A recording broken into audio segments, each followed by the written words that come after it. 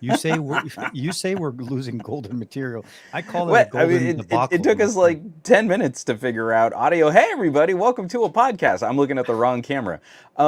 This is where two old guys talk about all the tech they used over the last week, but really it's just an excuse for us to have our weekly friend phone And call catch up. and Yeah, check in like with each actual other. chit And chat of things and see how because stuff. we missed you last week, buddy. Dude, I all I know can say is you were slaughtered from travel, so you no, needed no. to take like a night, It's but weird. Going to Asia hits different than going to Europe. big time. There's a big shift in the Yeah. whole. Asia's about a day and a half, like timing wise, like right now, it's like middle of the afternoon in Hong Kong. So for me, when I came back, that just I couldn't wake up on time. I could, and when Yeah. I was able to go to sleep, I wasn't able to sleep right. So I was just gutted. By the time we were talking on Thursday, I totally forgot about it, and you were like, "Hey, dude, I totally did. I was just trying to jump on." Like I was just not. I was like, "Dude, seriously, this is not going to work." And I did not want to be I that got guy on camera. a voice memo. I got Yeah. a voice note from TK, and it sounded like he had like sandpaper in his throat. He's like, "I'm sorry, man. I don't even think I can do that. I gotta do this." He was like, It's like, "Whoa!" dude, it was like TK 5 turned into packs a Clint day. Eastwood. Well, it was 5 packs a day just to be able to get through this Well, whole jet I, lag. glad to have you back. Our Thank you. buddy Adam Dowd, like jumped in on his own, like just on a whim, and I think we had a lovely chat. But I did miss catching up with you, so I'm glad you're back here this week. And also, I'm glad you're back for this week because last week was kind of. Hey, The you're getting fuck? it. Dude, Hey, okay. So excellent. okay, so we were literally just bashing, not bashing, but like, a whole bunch of I've been hitting Well, that refresh button all all day, yeah, but I was all day. in my mind, I was thinking, wait a minute, okay, I'm gonna be a part of like wave 2, 3, or 5,000, whatever. I never get it the same week. I always have to wait and wait and wait. So I wasn't even kidding. So I was just messing around, like Yeah. totally. I was gonna do the No, whole my shtick. We checked the update and nothing happened. Yeah, And I Juan was was just gonna like, say we're gonna start off the mine just podcast this mine just week on restarted. Pixel 8 Watch, Well, and I you're mean, like, no, we're not getting our it would Android have been a 14. good run. I think we could have gotten a couple of weeks out of it, at least for me. So, and I was bummed all day because I'm using my Pixel Fold to run the Android betas. Oh, that's right. It's That's like right. I Well, just you're really ahead then. like kind of splitting it up that way. So Yeah. my Pixel Fold has been ahead of the curve, and I was like waiting for my Pixel 8 Pro all day, and I can't show anything on the Pixel 8 Pro for our stream because that's what I'm using as the webcam this week. Aha, that explains the So color. yeah, like Not as boy bad. I'm saying howdy. it's Oh different. no, it's not great. It's like good contrast. I think it's good detail. Yeah. This is a much better webcam than is built into any of my laptops. But this is not as good as like what I would Oh, normally stream off yeah, yeah, of, yeah. or The what the skin camera tone can for really some do if reason you were is shooting just its own more video. muted. Like Oh, your big time. colors are a little bit The very not a the little bit, color is super drab. Yeah. quite a bit muted. And I honestly was going to ask what's wrong with the GH with the cameras. Are you in No. the middle of? Oh, you just It's wanted not. to. It's because it's not that. It's using the Pixel 8 Pro, and I'm using the rear camera sensor. I don't even know if I can flip the camera sensors in webcam mode, but I did want to see because we always have hilarious problems whenever we're like, "Hey, check out this close up of this thing," and then neither of our cameras can focus on it. So if I just kind of block my face real quick, whoa! Look at that autofocus. That came in Yeah, quick. that Good is job, Pixel. The those white rolls. balance is And they're freaking out, but hey, rocking. look at Sorry, that. I'm keeping tabs on a download that I've been. Hey, Look at. Oh my god. Oh, I could just what? do this all day. But wait, so you're not using the NVIDIA software anymore, right? This No, is I not. am. Oh, this is NVIDIA on top of Yeah, this. I'm feeding the Pixel 8 Pro through NVIDIA Broadcast through OBS into StreamYard. It's Oh, hilarious. This is not how you should do any of this. It totally works. I'm stoked. no, no. Hey, man, we did it before with motos. Speaking of moto, actually, I think they just released two: the Moto Razor 2023 and the Moto Razor Plus. No, wait, no, the Razor Mm, and the Edge 2023 in both Pantone, the new Pantone nice. colors. So that was something that they just announced today. But Yeah, I mean, tech is supposed to help us. Tech's supposed to do the job and let it, get it done right. My question though is, are you Yeah. using the audio? You're using a separate mic though, right? Your Oh audio is yeah, still feeding like normally. I Okay. am trying to keep everything else exactly the same, or else my streaming solution breaks, and it's so Yeah. hard to put back together. So Huh. all I've tried to do here is remove my Lumix Hmm. from the equation and just slot in the Pixel 8 Pro. But people who have been playing around with some of the Android betas, I did not want to be running my Pixel 8 Pro on the beta because I'm doing that on the Pixel Fold. Hmm. Now we finally have the proper update, the December feature drop, and you can use your phone as a webcam, and it's good. I mean, considering this is the rear camera on the Pixel 8 Pro, this It's is not. much No, no. better than a It's not laptop bad. It's not webcam. bad. I But I feel also like know that the Pixel 8 camera is capable of a lot nicer image on its own. except that I think, yeah, once you're using it as a webcam, I think they're not doing any processing, right? This is just as almost like saying that you're taking it looks like a log, like a little bit more of a muted Yeah. experience. Like you need to run it through something, and Mm-hmm. OBS doesn't do color correction on Mm-mm. the go. Well, I mean, I could probably throw some filters or something on, but I'm not gonna mess with it just right now. Oh, come on. I I'll think, like if I'm really, not really mistaken, break it. doesn't StreamYard have, hold on a second. I think StreamYard has some visual, no, that's backgrounds. I Oh, don't I think don't they have, know. I don't think so. I don't, actually, I could try touch up my appearance. Let's see this. Let's see if that does anything different. yeah, can you, oh, no, no, no, no, no. Yeah, yeah, yeah, yeah. No, no, no. Whatever you did before. Uh, Oh wow, hold on. I'm gonna turn the slider up. Let's turn it to very strong. Oh, I look good. Look at you that. No definitely look good. wrinkles. No, not only no rhythm, like no pigmentation. Like your practice is just like smooth as butter right there. Wow, that was grotesque. That was as plasticky as That was Juan Carlos Bagnell in South Korea. That's how you would look like there if you you went there go. and you started, applying all that makeup and stuff. And there Smooth. was a news article on the show on TV the day before we left, in when we were in Mm-hmm. Korea, talking about how Western cultures view Korean culture when it comes to, boys and guys and stuff like that, using Sure. makeup, Yeah. products, as they say. And they don't call it makeup because obviously, but it's essentially that their view is very different than ours and so on. And so, like, I found that very compelling. It's a cultural thing, obviously. I mean, if it was acceptable I, here, then it would be different. being a theater kid, I've never Oh, that's understood like how people get really tweaky about men wearing makeup. I can't tell you the number of videos I've done where I've got to throw on a little foundation and some powder. Like, it's really not that big of a deal, no, no, no, guys. no, no, no, Like absolutely not. it's I in my actually for early, one of ours for the if you'd like to see an example of just sort of a light touch makeup technique for a dude with kind of a scruffy beard like mine, the collab we did with the Rokid and the Beam, I had to do touch ups. So before we oh, that's shot, I right, that's actually right, that's had right, that's right. like Yeah, yeah, yeah, that's right. foundation and You were stuff in on fix because up stuff. my Yeah. psoriasis was going nuts. I had like hard scab scarring coming off one nose. Oh, I had wow. like a red splotch out on the corners of my cheeks. Like I'll be honest with you, dude. I, I I It was a didn't look topographical map of really itchy, patchy, gross skin, and so in those videos, if you want to see, like makeup for that's the what I win. look like with a little foundation on. Dude, no, no, no. It's more of a, I guess it's, for me, my biggest problem has always been the, under eye circles. But when I wear Yeah. glasses, you don't see them as much because it becomes part of the Mm-hmm. frame. So it's assumed like it's something else. Yeah. But without them, you just raccoon Same. face right here. But either way, Yeah. glad to see your Mine have been face. getting a little pokier. I'm glad to see your face too. I I'm missed your born face this last way. This week. is, this is, I call this, what is it called? Like, it just comes with the package, like, it's built-in features that you Mm, never asked for. Yeah. And it that's just a never gets part of the better. kit. It never Yeah. gets better. I've tried many things. It just doesn't.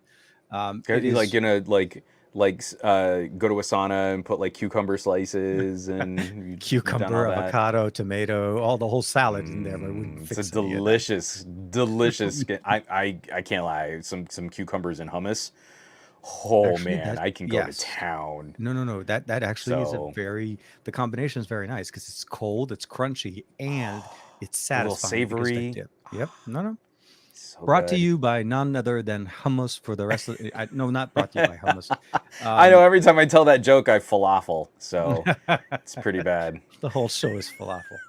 You know, on many levels last week, I took that week just to relax a little bit, but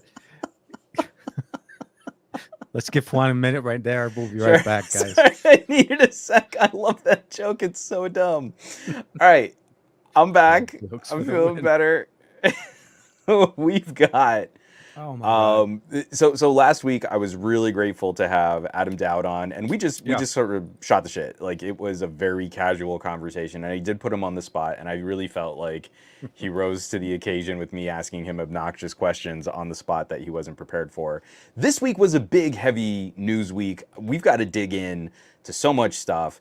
And I would like to kick off, because one of the reasons why you were so slaughtered and international travel is so exhausting is because you've got some stories to tell about Dude, getting to check out some I got a some lot of OPPO. stuff.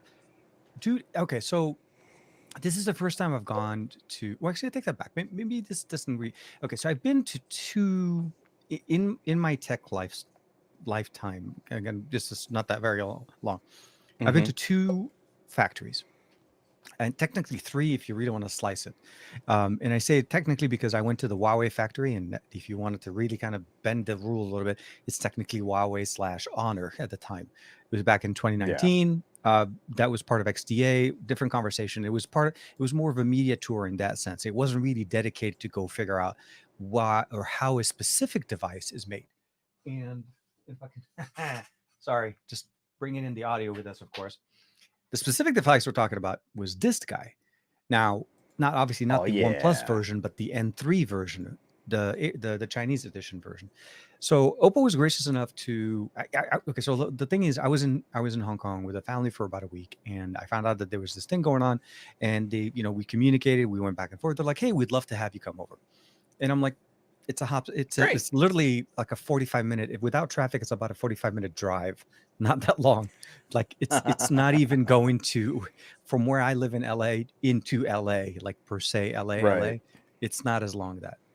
Um, but to kind of bring it together as far as a story, yeah, they opened up their doors to, like, I want to say maybe 6 or 7 of their labs, their testing lab. We didn't get to see obviously every single thing, but the things that we saw, the biggest thing I'll say, and this is going to be a little bit of a BTS in here because I feel like I may have seen something I wasn't supposed to, but I can't confirm what I saw is true. At the time, Ooh. though, so Benson and myself were there. We're the only, I would consider ourselves like Western media because Ben is, Hong Kong slash US. And we all went down the factory lane. We saw exactly the assembly line from the beginning all the way to the end for the N3. Every single piece, every single component, the testing level, the lamination of the display, the camera modules, the camera, the housing of the cameras on the back, the entire mechanism, the color, I mean, seriously, it was crazy. Obviously, minus the accessories that come in the box. We saw an N3 go from the beginning to the end.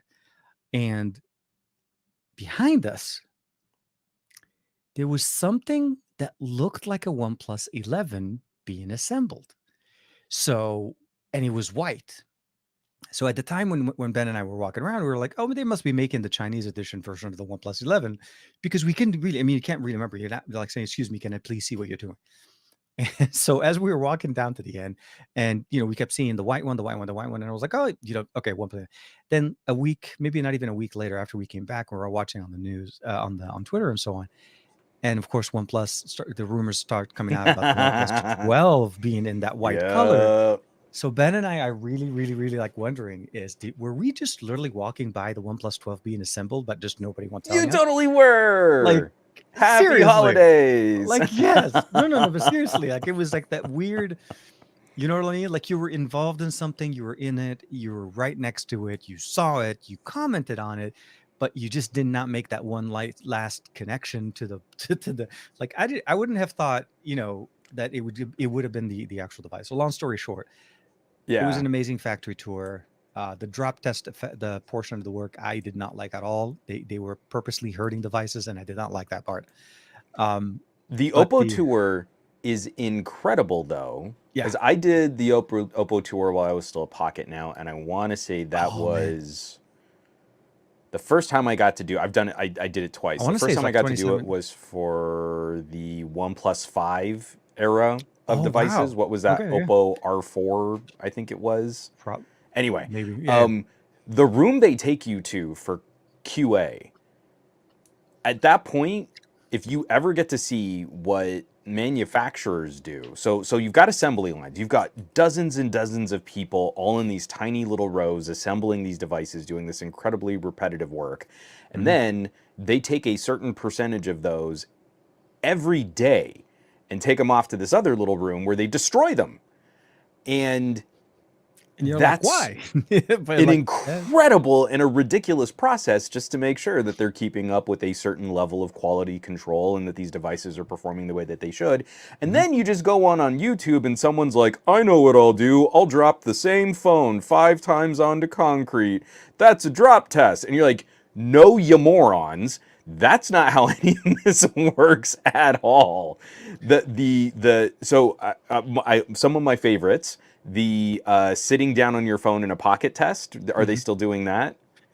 Yeah. Where they like bend the phone over with like fabric strips and they have like different like So this one they were points used where they're because they trying were to like foldables. break They the took us in phone. the other room. So there was a few rooms we couldn't take pictures and stuff like that. Oh, So okay. the testing room, the one area they let us take the pictures were the automated drop test. So now the drop test is actually mechanized to a machine that basically drives that down. Then there is the strip one that you were talking about. There's also the folding one because the N3 and the N3 Flip are foldables. There is the water. Do they still do the tumblers? The tumblers were, they didn't let us look in the tumblers. They yeah. So man, watching phones come out of the tumblers was hilarious. Where you saw the frame where the phone was being dropped, to the left of where the camera person was standing was the tumblers. Gotcha. So yeah. They were particular about some of the things. They didn't want to show all of it. I see someone doing like, I know what I'll do. I'll try to break the phone with my fingers. That's a test. That's a test of it's durable. And you're like, it's a durability test. That's not what any of these like what they're really doing. And also, it's also my big problem is the second you do a drop test on one phone, that's it. One drop. Now you have compromised the integrity of that phone. Any data that you get from dropping that phone again, completely suspect. Oh, no, absolutely. Like you're basically just destroying one phone. You're not testing anything. There's nothing scientific about this process.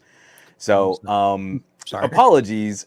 I might need to switch back to the Lumix because I keep getting someone's trying to call me, and the Pixel 8 Pro I've been switching back and forth almost every day. My SIM card was in the OnePlus Open.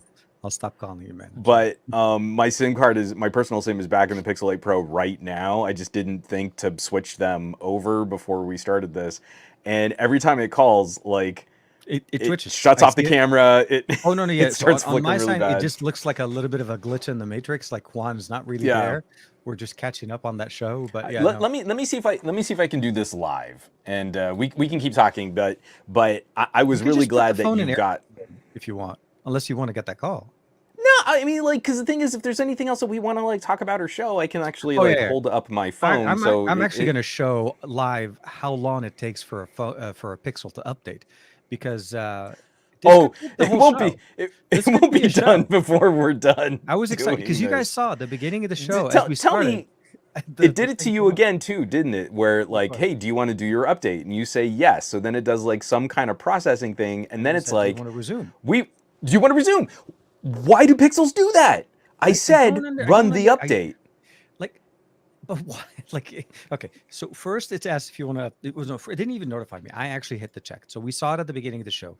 It's been 19 minutes, and we are not. I would barely even say, like, not even 5%, 10%. Oh no! Yeah, it's going to take a while. It takes forever. This is something that I don't get why Android updates on Pixels. And it doesn't matter which version of the Pixel you're using. This is not unique to the 8 or the 8 Pro or the 7 or the 7 Pro. This could be done even on the 4A, the 3A, the 7, whatever it is. Pixel updates take long and they take a long time. Forever. And I realize some of them are updates, some of them are feature drops, some of them are minor. I mean, they're not necessarily always the biggest. I didn't even read so this one's only like 352 megabytes. It really shouldn't be. Yeah. Where every other manufacturer, it downloads the update, it unpacks it, validates the data, installs it, and it restarts right away. It's like installing an APK, but just a much, maybe a little bit longer. This is seriously almost about an hour worth of process, and you basically just have it start, and if you forget this, wait for the resume thing because you have to wait for that, and you just walk away and you come back maybe an hour or so later and then it should be done. I'm just Yeah. hoping It this ran finishes all during the dinner. So I think we sat down to eat at like 5:45, yeah. and it finished about 10 minutes before I jumped in to Mhm. start troubleshooting the audio gremlin that we had that delayed the podcast. So what is that, like an hour and 40 minutes somewhere in there? I So we're in for a slog, Yeah, no, no. getting yours to update. I'm just looking forward to seeing some of the features that I didn't get a chance to, or actually, I'm wondering if some of these features will apply now to some of the content that we already shot, like the video processing effects and so on, and highlights, Yeah. because a lot of that already has been updated or at least uploaded to not the uploaded to my Google Photos, so it's already sitting there. And I'm hoping obviously that Google's going to, sorry, it's going to turn on all those functions for all the especially for the 8 Pro, for content that's shot on the 8 Pro. Um, Yeah. to kind of summarize also a little bit more what's going on with with the trip to Oppo and well, checking out the factory. Hmm. So the assembly part was one of the most exciting parts for me, but then there was the photography lab, that tour where you had basically it's like a hallway of classrooms that were converted to studios, and each room is a separate scene. It's a specific scene. Like there's the nightclub scene, there's the library, there is a living room scene, there's a little bodega, a little like a deli that you go in there, a lobby of a hotel, not a kitchen, but it was like something like a bar. That was the one I actually kind of went into. And then they had these 3 robots equipped with Find X6 Pros and, Oppo M3s, the high end of the high end of everything. Right. And they were just literally like walking around I mean, they were, I'm sure they were in demo mode because they kept repeating all the things that they were doing. But the effect of having something, or having a machine like that can go through and test out firmware updates, test out, cameras on smartphones in different scenarios, just to learn and get those type of those inputs back to the lab, especially for the engineers to be able to fine tune something, is so not only just time saving, but it's astonishing that they have that much level of work put into it. Like the cameras we Yeah. get, one of the things I've always loved about Oppo and their devices is their camera science. I get Yeah. to see how that camera science has been calibrated. It's crazy. It is very nice. We got to see some of their data centers as well. Unfortunately, we could not film any of that stuff. We got to see some of their servers, some like literally like servers with big Hmm. fans blowing through them, air cooling, and a whole bunch of stuff. Um, it was an amazing tour. It was too, I would say, it was too quick. Before I knew it was done. Yeah. It's Um, whiplash it because I is mean it they run you absolutely. through the whole campus in Hmm. like in an afternoon, And it, not even in a day, but it's but like it's constant data, quick. data, data, data, data, data, and Yeah. you're doing a whole bunch of stuff, and you're trying to capture as much as you can out of it, and then later try to figure out how to make sense of it.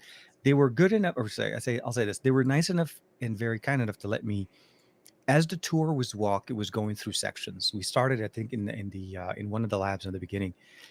I would basically stay a minute or so after everybody leaves. So my person or PR person I was working with would stay with me, and I was able to shoot Hmm. my A roll because I couldn't do any of my voiceover content. If I wanted to do it realistically the way I was originally envisioning it, I get all the B roll, all of that stuff, and I go back at it, Hmm. come back here to LA and sit down and I just do the audio and audio, and I'm like, it just not the same. Like you got to do it when you're in Yeah. there. You got to get into it. So I literally Casey Neistat at the whole thing. I just put the camera on our Ulanzi camera, my A7C2, and I was basically just holding it, just like talking the whole time, walking around, Hmm. and that was the only way to capture the moment, that feeling that you feel, that excitement that you're getting out of it Yeah. in the moment, because otherwise it was just not going to work. But yeah, no, that was Yeah, exciting. and like you go back to your hotel room and try and like voice over your way through a It bunch of would, clips. yeah, it would So just I didn't not. even do that. I mean, like the one video I shot of the trips that we did to go visit that manufacturing, I tried to do something unique. I Mhm. think it's still on the Pocket Now YouTube channel where I shot it all in 360. So as Oh, you're going down the manufacturing rows, you can actually was it like look around. with the Samsung or the LG one? No, I The think it was the Samsung one that I was the using. one you got from New York, right? The one Yeah. they Yeah, handed yeah, out at yeah. the, yeah, yeah, I Like remember that. back in the day, the Gear 360, The Gear the 3. second generation Gear 360. Yeah, a smaller one. And it kind of works, but not really. But you can like look all around. For me, That's the okay. shots that work That's out the okay. best is the actual assembly line. It Mhm. didn't work as well when you're just walking through like, here is one display, and then there's like a wall behind you. And you're like, oh, well, that's not very interesting to see in 360 degrees. But yeah, it's like you want to try and do something with that energy because it's whiplash inducing, it's crazy, and there's nothing quite like seeing how the sausage is made. Oh, It is absolutely. remarkable what Well, goes into for me, it making was these pocket specifically about computers. that it was the OnePlus, sorry, the Open slash N3 for me. Yeah, Obviously we couldn't call it the OnePlus. It's an Open, but sorry, we couldn't call it right? Open. It was an N3, but the assemblies, the assembly of the frame with the hinge comes together, the display gets put on, the screen protector on the display gets put on, every piece has its own barcode, it's assembled, it's put it together, and it goes from one person to the other, and they validate everything, like there's a system built in. Because to me, like I'll be honest with you, if I was assembling a computer, and I'm sure you've gone through this as well, it's not as complicated of a process as we are doing. Obviously, everything's pre-assembled, right? In a small amount, in the small amount of pieces that you're It's putting together. practically Legos. Yeah, except in for us, we still would make mistakes. You would still put it up, and then shit, this thing doesn't boot. The RAM Right. isn't compatible, or whatever.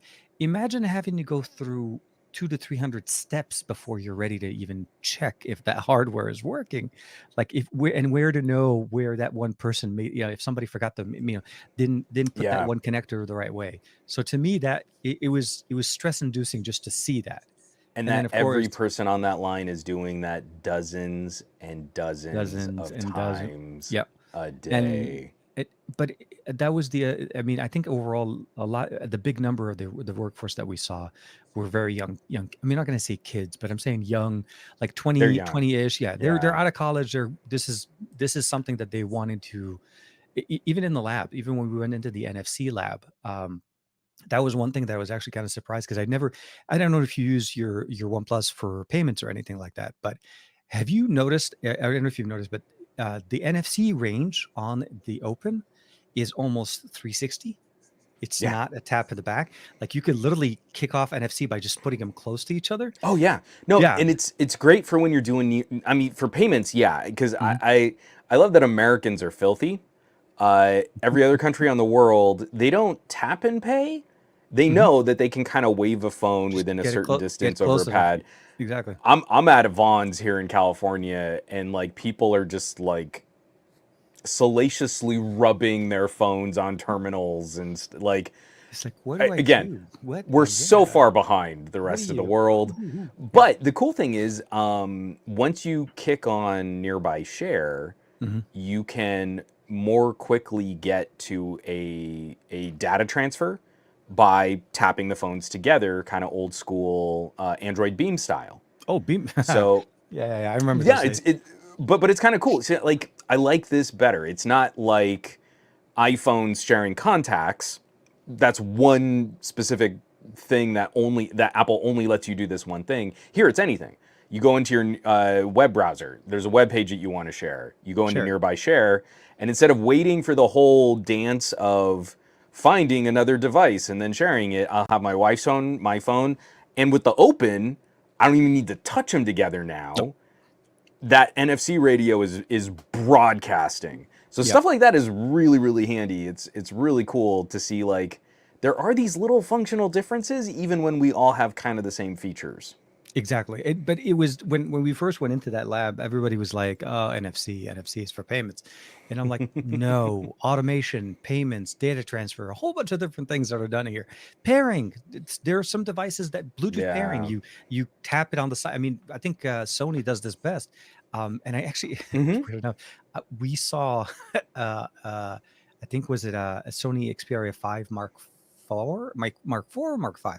I think it's a 5.5, a box sitting on Hmm. the table inside of the NFC lab.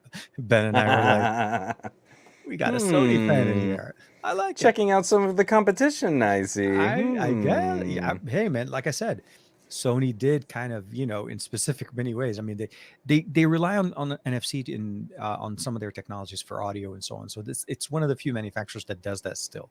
I think most other audio manufacturers, they don't they skip the NFC pairing function because it's I think it's a simpler process. It's easy. You know where it is. You tap them together. Boom! It initiates. It connects. You say pair. You're done. Yeah. It makes things simple. Like you said, Android Beam a la earbuds.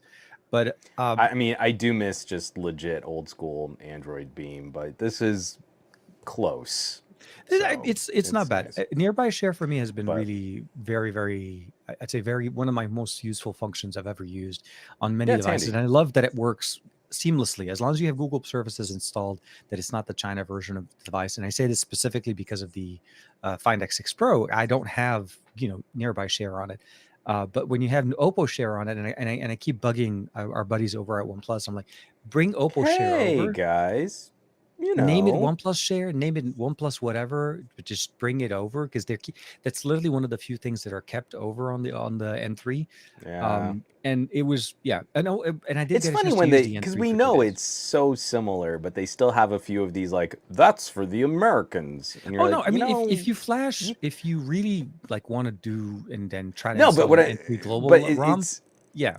you have people out there with OnePlus devices. If you have kind of a OnePlus ecosystem going, and you have a phone and a OnePlus tablet, I mean, like it would be nice if they brought that over. But I'm really glad that you had a chance to go and check that out. That Yep. we're getting to see some of your experiences and seeing all this stuff. And I always just think it's so cool when you get a peek behind the curtain, when you get that Oh, behind the absolutely. That scenes. was a very much fun video to make. Being outside and all of it coming together because I was stressing out very badly when the idea started coming. I was like, "Hey, we'd like you to do videos, stuff like." Okay, hold on a second. Like I was literally panicking on how to structure it. It's not my normal Yeah, shtick, so it was. I was in a place where I needed to make sure my mics were working all the time, my cameras were working. yeah. I was filming on everything I had. I had so much redundant content that I was like, yeah, it's But like it's nice, like fielding that stuff out in the moment now. We've got incredible tools to really get that stuff done. So absolutely I do want to switch gears. sure. Obviously, the most important tech story of the week is that I finally found a better plate for my Xiaomi 13 Ultra. I know everyone Oh, was really worried about I this, well, and I'm now I also can I'm more fit worried about the bottom of your phone, but yeah, the plate is the better important part. better lenses. Oh, that's all super glued now. Ah, good. So that's terrible. The build quality on this case is still But horrifically disappointing, but I did get a little mount that I can pop on different lenses. And how did you wait? So wait on what did you adapt this from, so or is so it this is another company. Like I went through two other solutions that purported to do something similar. This is Photor Gear, and it does use the bayonet on the camera case. okay? So it's just a replacement for the ring that goes on there. I'm obviously being facetious. We don't need to spend a lot of time on this, but I did get this set up, and immediately today, I just got it today, went out and shot like 5 macro photos, and they all blew my mind. Like, they're incredible. Oh wow. And so it's just been such a challenge to get anything that fits the Xiaomi 13 Ultra because it's a double bump. Mm-hmm. Yeah, yeah. There's like the whole scoop on the case body, Kind of and then slopes up another a little camera bit. Yeah. bulge on top of that.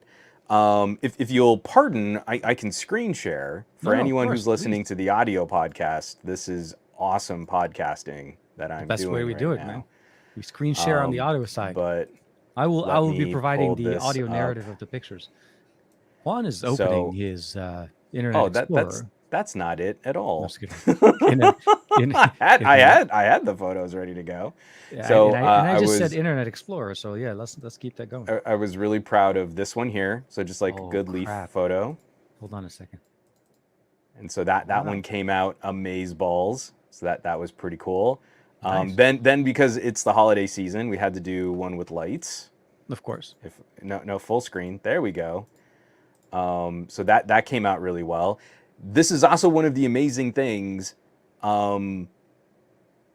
When you try to macro lens on a phone, you often get such a ridiculously shallow depth of field at that close of a focus that the photos are unusable.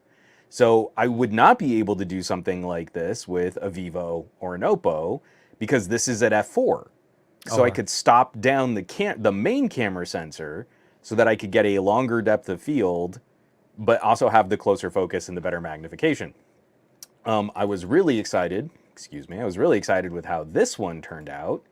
It's like a little ant crawling out of a bougainvillea blossom. Those bougainvillea blossoms are like a quarter the size of my pinky nail. Wait, But hold on. This then is you can, handheld?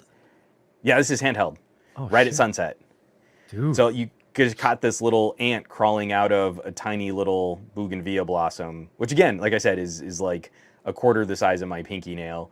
And then the one that really kind of rocked my socks, and I had to share this on Flickr, was a wild iris just in sunset light. You can kind of see like the All little the little hairs. furry Yeah, yeah, yeah. like petals and stuff like that. So I'm Yeah. I'm real happy. Well, Like I now really you're love making me this. double check and make sure that I'm pretty I sure there's a few updates to my 13 Ultra that I haven't probably. Yep, there's one right there. Yep. Sorry. So I'll have more to say because I also have so this is from a macro lens, a 75 millimeter macro adapter. I Hmm. do have a an anamorphic adapter that fits this thread. So I'm gonna try and shoot over the weekend, and I might try and do some anamorphic samples and just see. The 13 Ultra has been impossible to use in any other setup or cage Hmm. because it doesn't fit. The camera cages I have were kind of designed for Samsungs and iPhones. Yeah. So they're all consistently one depth with like a little bit of a camera bulge. You can't get a Xiaomi 13 Ultra to fit in the same It, space. So it's a tough one. Yeah. that was my diversion there. I also wanted to talk about the other device that you got to spend some time with. Yes. That seems We like should. it's kind of a big deal. It is a big I deal. didn't get to spend any time with it this year. I No, I mean, so the I'm assuming you're leading to the main title of the video itself. Yeah. So out of the blue, I'll say this: I was very lucky that I was able to get them to send it to me when I was in Hong Kong, because at the time when I got the email originally, I was like thinking it was going to show up before my trip, and it just did not show up. And they were like, "We're going to be delayed." I said, "Hey, I'm going to be literally down the street from where you guys are, because they're sending it to me anyways from I think from no, they're sending it from Shenzhen or something like that." And then I just had them send it over. So while I was with OPPO, it got delivered to the hotel in Hong Kong.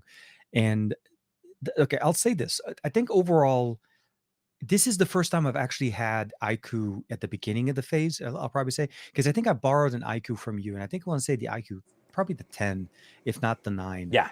the BMW edition. And I think that was my Yeah. first introduction to it. And just a little BTS. I seem to be the only person who got the black version of the IQOO 12, because everybody I know Right has the on. white one with the BMW, but it makes it Oh unique. yeah, with the Yeah, racing yeah. stripes. Because it's still the same thing. It's still the exact same thing, but it was. But the racing stripes make it go like 3% faster in Antutu. I was about So to say the Geekbench and the Antutus were not up to par because of the racing stripe not being there. So you need therefore, the we're gonna racing have to. stripes. Yeah, it's legit one of those big reasons. Um, I'll say this: I was very much surprised with how little differences there are between the 12 and the 12 Pro, because in Yeah. my mind I was expecting it to have a lot more discrete, specifically on the lenses. Like I didn't expect them to both share the exact lenses. We've seen Vivo do the same, right?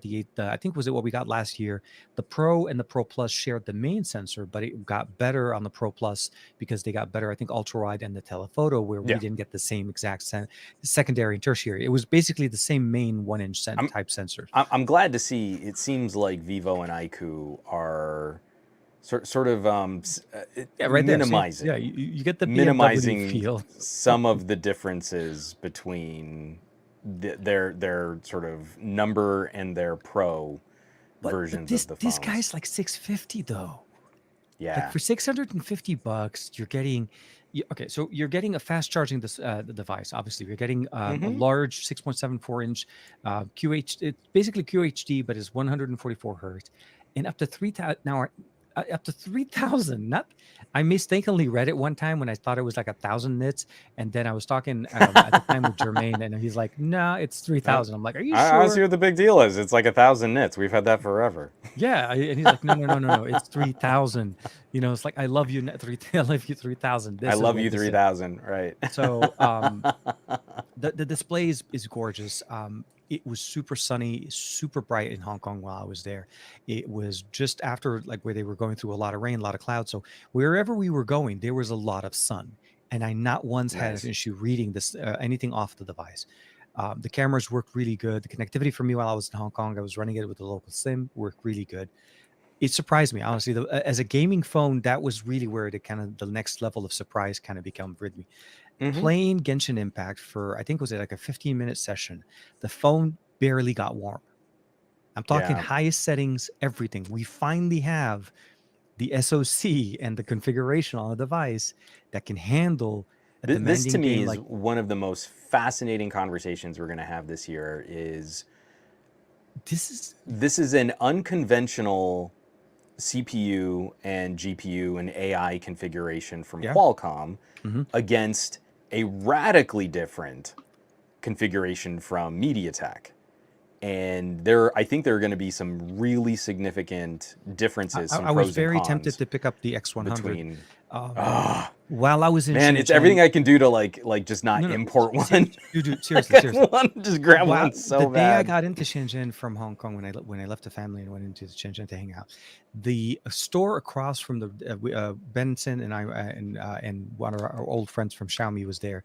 We were having dinner, and right across the park, the mall area, there was a Vivo store that closed, but they were out of them. They sold out of the Ah, X100. I think they get so damn. little quantities at the initial launch. Oh yeah. So I was like really like because we got to see the X100 right when we were at MediaTek. We held Mm-hmm. the phone.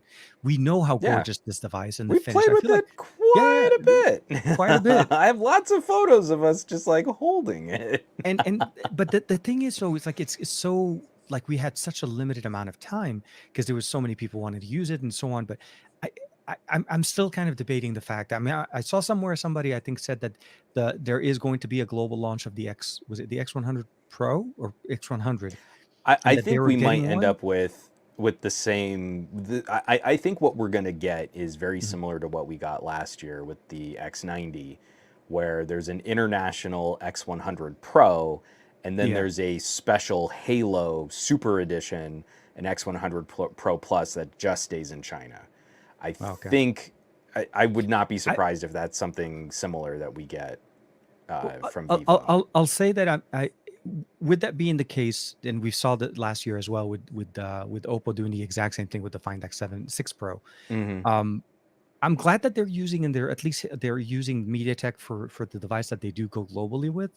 At least Yeah. that's the one that most people are gonna. I mean, in China, the local market absolutely makes perfect sense. And Hmm. it's weird still that even to this day, China. So if you buy something in Shenzhen, that's considered China market because it is in China. But if you cross over and go to Hong Kong, that's considered to be the global market. It's not China anymore because like I couldn't find the 14 Pro, the Xiaomi 14 Pro, in at the Mi Right. stores in Hong Kong, but it was in the Mi stores in China. So it's same thing with Vivo. So whatever the configuration that crosses over, um, I mean, I'm just intrigued to see how the global edition is going to be with FunTouch OS. I think Vivo calls it FunTouch as well, right? It's not just IQOO, if I'm not Yeah, mistaken. Vivo and IQOO both use FunTouch. Yeah, so Yeah, it's kind of like it's still Real it Me still needs and a.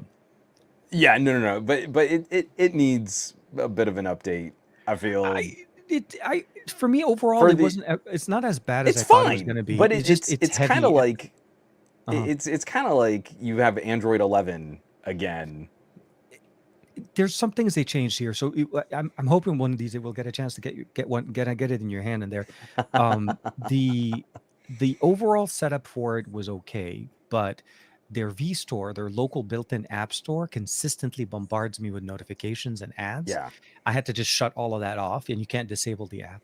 Then the way the setup was done in this one, they had shortcut links built in for apps for Google Play apps in Mm-hmm. on your home screen in folders that were grayed out. You can't delete Yep. them. You can't remove them. Nope. You had to click them to download them first, and then if you want to try to maybe remove them. Super messed up. Don't like it. That part was like, but why? You know what I mean? Did Like, you get to spend time with the IQOO 11? I want to say the 2023. Not the 2020 last year's. So it's the cousin to the OnePlus 11. I want to say that was the one that didn't. Isn't that the one I got from Barry? Barry borrowed it first, and I borrowed it after. There was one phone Barry sent me. I don't remember specifically. The IQOO. It was either the IQOO 9 or the IQOO 11. I can't remember. It was a BMW one. I remember, and it was the white one. That was the one I did play with it a little bit. Yeah. So my question would be. Oh, look, I'm doing Geekbench course. The important part's going on right now. Sorry. Oh, yeah, this is like the most important thing. Basically, I just spoiled your whole review. There's no commentary that matters. For the audio podcast. Barry's telling us it was the IQOO 9 Pro. It was yeah, because I remember specifically I got something from him. So I was just kind of curious. Yeah. It seems to me that both the BBK labels and the Xiaomi labels are getting away from the last fads of let's try to make the phone feel as thin as possible by curving all the edges and wrapping all the glass. And even this now has almost iPhone-like lines. Like we're showing wallpapers on there that look like iPhone wallpapers, but with a Vivo, or I mean with an IQOO kind of twist to them. What were some of your impressions? I don't want to be like, so how did it feel in the hand? Because it's not just that. It's IQOO has sort of existed as this high performance flavor from a company that used to be known for being more of a mid-range solution kind of brand, but has stepped up to much more premium devices. It doesn't seem like they're pulling any punches here, but it does seem to me that OnePlus is going to come out swinging. I think if the rumors are true, with a phone that has a ton more RAM, it's probably going to be way more AI heavy. 24 gigs of RAM. This has 16, and even that seems like it's crazy. So I have a phone with 24 gigs of RAM. I have a phone with 5 terabyte. It's a China-only phone. It's the GT5, the Realme GT5, not the 5 Pro that just got launched. Look, we've had these conversations in the past where we say, look, I have no idea what you're going to do with 12 gigs of RAM and 16 gigs of RAM and 20 gigs of RAM. I think the reality of what's going on and I think we saw this when we were talking to MediaTek, right? We sat down and we talked about the whole RAM configuration. Models, AI, they need breathing room. And I feel like this is the SoC where more RAM starts making more sense. And having 24 gigs, I mean, again, we're hoping obviously that OnePlus is going to go in with more AI functions, more AI, the ability of running some more AI models in there. I think the biggest thing that we've been appreciating is, we get Qualcomm, we get MediaTek showing us AI models, but at the end of the day, it's the manufacturers that need to do it, the OEMs. Right? Or they actually need to make apps that utilize any of this hardware. Exactly. Making things run on device, processing these computational models and everything requires RAM. Let's just say that. RAM is where, when you're running programs, when you're running applications on your device, be it your PC, your phone, and so on, the more RAM you have, the more you're able to run at the same time and less chances of things crashing or being closed out. And 24 gigs could be the right number. I don't know if it is in general usage, but the OnePlus 12 is shaping up to be a banging device. Like a few things. I mean, I feel like this is going to be a bigger difference.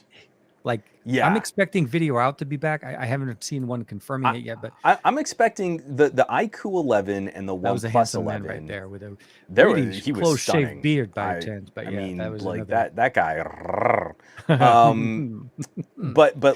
This and I don't even know how to say the time frames on this, because like I guess technically it was this year. IQOO 11 and OnePlus 11 Mhm. were very similar. Like they were Okay. so close. Like you were talking very minimal differences in like feature set, hardware, Mhm. performance. Like they were kissing cousins phones. Which is the first year I that feel like where OPPO, like the Find X series didn't match the OnePlus series. yeah. This is where they departed, and it seemed like, yeah, they're more But closer but to it also, iQOO. because you know Oppo owns OnePlus, it was very surprising to me to see, because there is a lot more of a firewall between Vivo and Oppo. Yes. They are not working together on devices, but they somehow arrived at an IQOO 11 and a OnePlus 11 that were exceedingly similar. It does Feel not feel seem like to their offices me are in two buildings across the street from each other, like they're like throwing paper airplanes across no, like a with like busy. cross view from each other. They're like, seriously, like he's like sitting there working, and they have their whiteboard sitting facing the window, and the other side is like, okay, That's so what they're going to do. so Haha. aha, But change okay, it a little bit so that the teacher doesn't know that you copied my work. It exactly. does not seem to me And look, that Genshin's right the there. IQOO 12 and the OnePlus 12 Hmm. are going to be as close. And so to me, that also makes me anxious. Like, I know that Oppo is trying to make OnePlus this like extremely razor thin margin kind of brand, Hmm. but I'm expecting some of those structural differences and some of those tech differences to mean price increases over what we see from the IQOO 12. I think Oh, like there's no way absolutely. really around that. You're going to add 50% more RAM. That's going to be a per unit charge over what's going on with the rest of the phone. It's those little differences that I think are going to kind of stack up on us. And especially once you have to deal with certifications for United States carriers, Oh yeah, I no, think no, the no, no. 12 is going to be a slightly more defined, a slightly more different experience than But what we saw I feel last like year.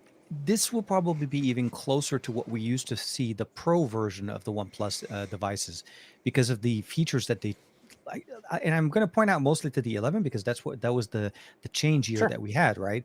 We had a 10 Pro that was legitimately a Pro, and then we went to the 11 that we lost a Pro title, but we also lost some features with it, things Yeah, that did define what the Pro used to be.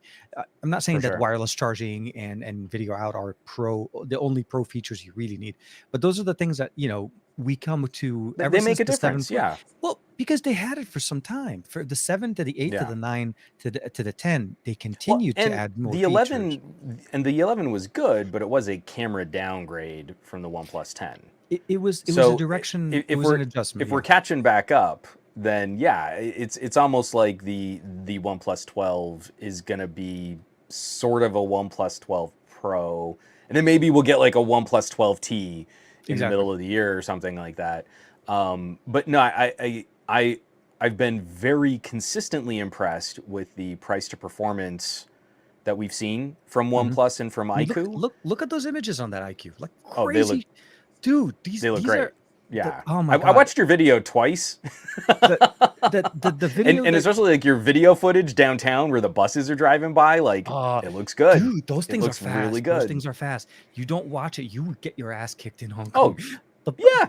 that bus, that They scene that you saw, they they were literally like this. they don't have time for lazy Californians who don't No, understand how no, no, no, pedestrians no, work. no. Yeah, yeah, yeah. And so this bit right there, we were standing in line going up to the Buddha, and I was like, "Hey, this thing goes to Ooh, 100x. Let me see what I can do." you got kind of creeper on that. Good I do job. apologize to everybody closing. I mean, like you can But see, no, they all closed their windows. I think that this is at least, I mean, it's an exciting beginning to this conversation.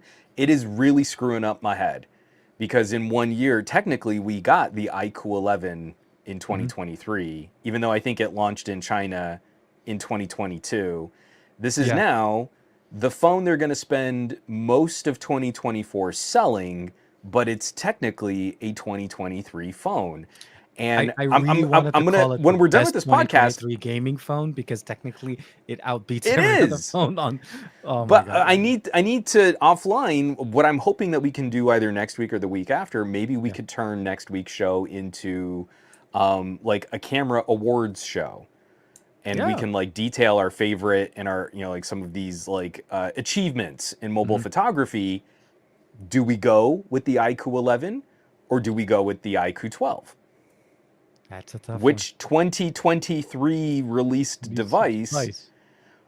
Because like again, it's too late. You're in the voting pool for the Academy Awards. If you miss a certain deadline, then your movie is bumped into the Next next year. year of the Yeah, Academy this is where Awards, you even start if it seeing was like, released yeah, in yeah, the then I same know. And year. you see like these weird, like, how did this make it in? Like, didn't this come out like 2 years ago? I'm like, no, it was the whole cutoff. Yeah. No, no, I'm with you. I'm with you. So In the so awards, so are we saying that this is a 2023 phone? Should this now be in the running for the best of 2023? I, I'm gonna say that Qualcomm messed this up, and Little I'm bit. like, I mean, like, Well, see, but so okay, Qualcomm, I can't put okay. this on Qualcomm and MediaTek because like a Vivo X100 Well, no, no, no. released Okay, no, this no. year, I'll take it back. I'll take it back. I Xiaomi think 14 we released this we year. need to treat it. Hold on. Oh, cool. I got the restart. Okay, so at a 55 Woo minutes, woo! Wow, we you did way faster than oh, I hey, did. we need to see how Pixel long. 8 Pro ready to update. And that's a good transition because we should probably talk about the December feature drop. But I want to just wrap up this idea. Yeah, yeah, yeah. We We should. got the Xiaomi 13 and the Xiaomi 14 in the same year. We got the Vivo X90 and the Vivo X100 in the same year. And we have the IQOO 11 and the IQOO Yeah, 12 I know. in the same year. Technically, the best phones Well, of 2023 are phones that will be sold throughout okay. So I 2024. want if I maybe okay. So I think the Xiaomi 13 came out in China at the end of December. I think that last year was still one of those years where that was one of the first years they It launched it just earlier. eked It out just in end of barely December. geeked out. Okay. That my feeling on this, and you could let me know how you feel about it. If the reason why I was holding the Pixel, I was trying to actually make a point with it was when we look at the Pixel comes out in Mm-hmm. September, right? So it Sure. doesn't come out at the beginning of the year; it comes at the end of the year, and it carries Google through the next following year for the majority of it. But we never Yeah. call it that. This ends up being the year. It's not the 2023 edition. This is the 23, 24-ish type of a thing. Right. I think It's like a school year almost. it's kind of like a school year, and so it's hard for us to kind of label it as one. It has to cover both because it exists somewhat in both. But you're right. Mm-hmm. For the IQ internationally, it is both in the same year. Oppo did the Yeah. same thing with the Find N2 and the N3. Both launched. I mean, I remember I went to the launch event of the N2 in London in February, and then out back at at Singapore to go to the N3 Flip. So it's kind of a weird. Which one would you crown better? Because by definition, the N3 Flip is a much better phone, in my Yeah. opinion. I feel like the N3 Flip is everything we wanted out of the N3, the flip phone style, the cameras, the display, the apps, and all of that stuff. And they Sure. updated the Sure. Sure. N2, Sure. so I would probably I would probably carry it over to next year, even though it came out this year. I feel like Qualcomm shifting their whole release of the SoC brought everybody early, and they're throwing everybody off. I wouldn't be surprised if Samsung launches their devices earlier this year, the same way Xiaomi is probably going to bring the 14 and the 14 Pro whenever their global versions are out, because technically we Mm-hmm. all know what's going on. Um, I Yeah. I mean, OnePlus is probably going to do very much the same thing. I wouldn't be surprised, honestly, because Yeah. was it yesterday? Yesterday, right? That OnePlus 12 came out. Oh, no, the day before. Yeah. The day before, I think, on the 6th. Yeah. But I mean, we already kind of know a lot We of know what's going on with that phone now exactly. too because of the Chinese release. And Yeah, and yeah. again, it's been frustrating because like I get it. International PR is also like, we don't know. And you're like, it's right over there. I can literally go and buy it right now. If I wanted to, I could import this thing. I'm hoping we are going If you could to. just send me like an embargoed spec sheet, just so I know what's coming down the pipe. No? Okay, well I could just go buy the phone. And well, I mean, and not only that, it's the pricing, at least right now, the way it's going on with some of the sites that we've seen, Hold on, let's doesn't see. seem like it's going that much up on the price, because I tweeted about it, I think, on. No, OPPO is really trying to ratchet. So Let me hold see. on, I want to see pull this up. So yeah, this is what I'm talking about. If importing the OnePlus 12, Mhm. it doesn't really matter. Let's say the green, 12 gigabytes of RAM, 256 gig of storage is All right, we got to share that, otherwise we can't $749. see it. Yeah. So like, yeah, that makes sense. But I want to see, because I think we can also do. Where is the IQOO 12? So that's the Pro. and Yeah, you importing. have to Oh, search. you're right. You're right. Yeah, You're you right. have. You're right. Yeah, No, I no, need. I need I know the. the exact because as I was setting up my the video when I was posting it. Of course, my watch is running out of battery. I had to look for the IQOO 12. Yeah, and it's not the same link. Just So taking out the Pro. then I don't know. Just do white and 12,256, $100 less. Importing the IQOO 12 is $100 less than importing the OnePlus 12. So I'll be very anxious to see what are those differences. And Well, I think a part of that is like battery size and RAM are battery size. likely contributing to those But prices. isn't it surprising though that we're finally crossing the 5? Like in general, you'll notice like more and more. Like the Yeah. 12, the IQOO 12 Pro is 5100 milliampere, and I think if I'm not mistaken, the OnePlus The 12 is 12 is 54. 5,000 flat. Oh The yeah, no, IQOO 12 is the 12 5,000 is 5,000 flat. The flat. The other one's OnePlus 51 12 is is 54. 5,400. Yeah, I'm we're trying to getting. see. So it looks like the OnePlus has, I think, beefier camera sensors. Well, it's The so IQOO the main sensor on 12. that one is the same sensor we have on the Open. The main Yeah, sensor. but Yeah. that's what I mean is the 1 over 1.3 inch Hmm. camera sensor on the IQOO 12 is probably performing just slightly behind the 1 over 1.4 inch type, whatever. There is a higher resolution on the OnePlus screen, Hmm. and then it is a difference. Like the IQOO 12 has the faster charging; it's 120-watt charging versus 100-watt charging. But I mean, like, we're getting down into some like Well, really specific but little I'll be granular honest. I'm differences between hoping we get the those. 100-watt charging when it comes to the US. There's the other thing that changes for us. Oh, we 'Cause won't. I yeah, just I mean think like it. we're probably It gonna get the because 67 and 68. Yeah. like we should end up getting. I think we'll end up getting the OnePlus Open charger, which Yeah. I think can ramp up to 80-watt charging in the So United States. when I was in, um, actually, I still like using my older one. The issue Yeah, I though still is, use all the 65s. yeah, the 65. Well, because they're still PD though, because they still support power Yes, delivery, and like, that was the thing we lost with the I'll 11, sit where with the like few one, chargers don't have that. my tablet or like my little laptops, and you're like, Marie's laptop will charge on a 45-watt power delivery charger. Like Dude, I charge the warp chargers are the my MacBook best, Pro when I'm traveling on the right? plane. I plug that one into the airplane socket, and I just power the MacBook with it. Like it literally that it is one of the most versatile. It's perfect. Like seriously, It's so good. it is the best idea ever. Put a multi-purpose charger in the car in the thing, but then they lost it when they no longer were selling these devices with carriers. Because I Yeah. have a weird feeling, but I think that was a T-Mobile requirement. Like I think T-Mobile required that charger Mm, to be PD as well. I don't know why, but it was the moment they yeah. stopped selling in T-Mobile stores directly, they were doing online on their own site. We lost that extra functionality. That's when we start seeing some of So those mods changing. near as I can tell, Yeah, if I were really trying to fairly compare devices, the OnePlus 11 and the IQOO 11 were almost identical. The yeah, OnePlus 12 and the IQOO 12 Pro are more similar more than the similar. OnePlus 12 and the IQOO 12. I think they're similar, but I feel like yeah, they're starting to depart a little bit more. I don't know how. And I say that primarily because the camera stack on the Pro and the standard 12 are pretty much the same. They didn't really change those. The Mm-hmm. slightly higher resolution, the higher brightness, and I think the wireless charging coming in there, as well as I think what is it called? Oh my God, not the, there. I think they have a higher RAM and storage configuration on the Pro as well, if I'm not mistaken. But Mm-hmm. I think at the end of the day, when we're looking at it, is IQ 12 in its own, sitting in its own. I'm not going to say bubble, but on its own, because I really like judging devices on how they perform based on the promise, but also on how do they perform. I mean, do they? I mean, should you buy this device if you're looking to to get a new phone from IQ? You're a fan of the brand and you like their camera science. Um, Mm-hmm. I think as a device, it stands out really, really well. The 8 Gen 3 is absolutely performing the way I was expecting it to do. It's a development, an improvement over the 8 Gen 2, which I really loved.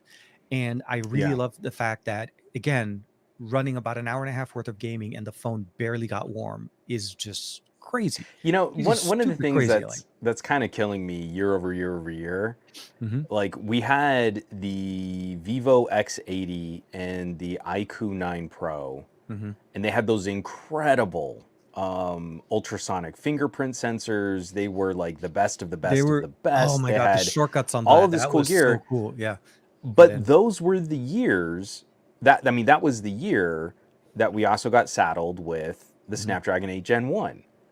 Yeah. And so then, in an effort to kind of sort of create a little buzz, gin Yes. up a little extra market share, get consumers excited, do a price war, we got the iQOO 11, which is a very good phone, but we didn't get a true successor to the iQOO 9 Pro, which was like a top tier premium gorgeous device, but we had the better chip.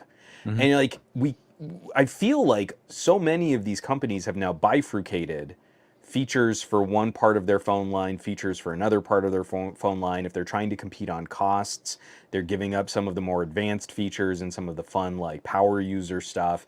And I wish we could just get back to the iQOO 9 Pro or the OnePlus 10 Pro Yeah, and just man. get a Snapdragon 8 Gen 3 in there, like It, make it a legit premium tier device, it build in a little bit of extra headroom on your profits, and you know that it's going to be an expensive phone.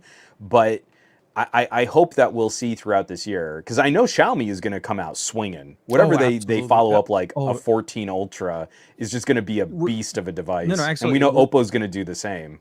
we're seeing a lot of rumors and a lot of leaks and stuff like that going on. I mean, so last year, the both the 13 Ultra and the Find X7 Pro both came out a little bit later, like a short amount of time later. Mm-hmm. We don't know when the global launch yet, at least for the Xiaomi Mm-mm. devices. I don't know if they're going to do the same thing they did last year, where they go all the way to MWC. I doubt it. I honestly feel like they're probably going to Yeah, I go don't know. earlier. It just, you know what I mean? Like the whole it, I would really feel bad if the China model of a phone comes out and 3 months or 4 months later we have to go all the way. But again, OnePlus is going to be on its toe. I mean, literally, we're not really thinking about it, but the beginning of 2024 is going to be stupid crazy with Yeah. premium level devices that we haven't had to deal with till much later in like February timeframe So generally. that is kind of like Farhan's question here. Yeah. So we've got Snapdragon 8 Gen 3, but he's worried Snapdragon 8 Gen 4 will be getting Orion CPU cores. Should I wait for it or get phones with an SD 8 Gen 3? I think honestly, where we are right now, it depends on what you're trying to do and what your goal is from the device. Even if we do get, let's say we do get Orion cores, even if we do get to that level of computing there, Mm-hmm. are we going to do more with that level of compute power that is getting in there? Or is it just having more cylinders and more, bigger engines and so on? At the end of the day, we need to Yeah, start because getting, you absolutely don't need to worry about the 5-year outlook of a Snapdragon 8 Gen 3 for app compatibility and operating system support. yeah, That is going to be grotesque overkill for it's just making start sure you can keep using Y- apps it's 5 years starting after at you buy the it's phone. starting on the overpowered the approach there. I think the Oh, Agent 3 is a great and device five to years start with. past, I think it's still going to be overkill for just the idea of, can it run an operating system and can it still Can it boot open all of in? the apps that I use as a I think daily storage, driver honestly, communicator? I feel like right now we're more in the conversation. You really need to make a better decision on your storage configuration. I spent Yeah. I'm not gonna lie to you, man. I spent about 3 hours, not 3 hours, like about a good amount of time this afternoon clearing stuff off of my 8 Pro because I was down to 1 gig left. Mm-hmm. And I was like, Yep. how did I get there? I'm like, oh crap, I So gotta, I would recommend Farhan, yeah, one, the storage is exactly what I was also going to piggyback on. I don't know how precious the RAM situation might be if there are options for that, but I would definitely look at what are your storage needs today and then add at least 50% for yeah. whatever you might think a 3 to 4 year device might be. But I think it always just comes down to that. If you need a phone today, it seems like the 8 Gen 3 isn't pushing us too far out of the performance per watt advantage that we enjoyed with the 8 Gen 2. It, It it's is a, more, it's a it is higher gradual improvement. performance. Yeah, Well, here I'm gonna split some hairs here. yeah, yeah. The 8 Gen 2 felt like kind of the true return to chips like the 865. It is an Yes. incredible performance per watt. I mean, Mhm. it just is stunningly good. The 8 Gen 3 is more powerful, but when you start tapping that higher tier of power, you go into your battery settings and you say, give me nuclear mode, Monster it mode is per going se to take specifically. a Yeah, but yeah. bigger chunk out of your battery. And Oh, it's going no, to of take a course. bigger chunk out of your battery than the 8 Gen 2s did under their monster modes. So So yes, and that story I will would be say slightly different on both the on the yeah. if you can wait, it's always better to wait. If you can run your phone a little bit longer, it's always better to run your phone a little bit longer. But I don't feel the 8 Gen 3 is going to be too poor of a consolation prize if you decide you need to pull a trigger on something in 2024. Absolutely. And it also comes with the unknown of, do we get Orion cores? Are they going to be well optimized for mobile pocket computers? You don't have to go through any teething pains. Maybe we end up with half of a year that's more like an 8 Gen 1 or an 888 as we make that transition. We have no idea what Qualcomm's roadmap is going to be. It's almost like if you're gonna hedge your bets right now. Honestly, I would say the 8 Gen 3 is a good place to It be. feels safe Yeah, because we and know maybe a these second ARM gen. style cores. Yeah, Yeah. we've done the course correction. We've gone through the growing the 860 Right. the 888 and the 8 We Gen 1. traveled through the dark forest. We went through the 2 years of complaining. Oh my God, it's a great phone, a lot of power, I but just it so just runs wish hot. I could crack open my Vivo X80 Pro Plus and put in an 8 Gen 3. Keep everything else about that Project phone the Aria same. never made more sense, honestly. Seriously, like if we ever had that I opportunity where want you're that able to so pop bad. a socket, put a socket, So, and okay, suddenly everything kind of goes. your phone updated, my phone updated. We have Pixels that are now running our Hey, December yeah, that's patch. right. My Tell me phone about how restarted. it's now a radically new and completely different experience than what you had 57 minutes ago. Uh, Ready, go. Usage and diagnostics. When did Google start answering? Like, okay, hey, I haven't seen this one before. Okay, so here are the new features that we got specifically. Okay, so you have it right there. So first one is video boost, call screening, and of course recorder summarization. So some of the three things that are Yeah, improved there. I mean, we can start off with that. I have that up on the screen right now. This is one of the things I think Google is most excited to be showing off are I'm wondering if the we can maybe zoom in small. a little bit on it. Oh, you know what? Let's see. There we go. That's a For our little bit viewer, better. yeah, just so our viewers can read with my old So, eyes here. but this is one of the things that Google's been really excited about is sort of showcasing their next steps for AI. Yeah. And so we're hearing about Gemini and Gemini Nano, Oh my and God. what is it, Yeah. Gemini Ultra. So there are tiers of on device and then cloud. And for Gemini Nano, it's called Gemini Nano because it's small enough to live in your phone. Some of these features are the kind of evolution that I'm really excited to see in that practical daily use kind of stuff. And so Gemini Nano in your recorder app, Pixels to me are still magic in how good they are at speech to text transcription. In real time, you can shoot video of your family members and Pixels are still the best at like giving you on-screen closed captioning generated in real time on device from a video file that you shot. It's not even just something that's on TV.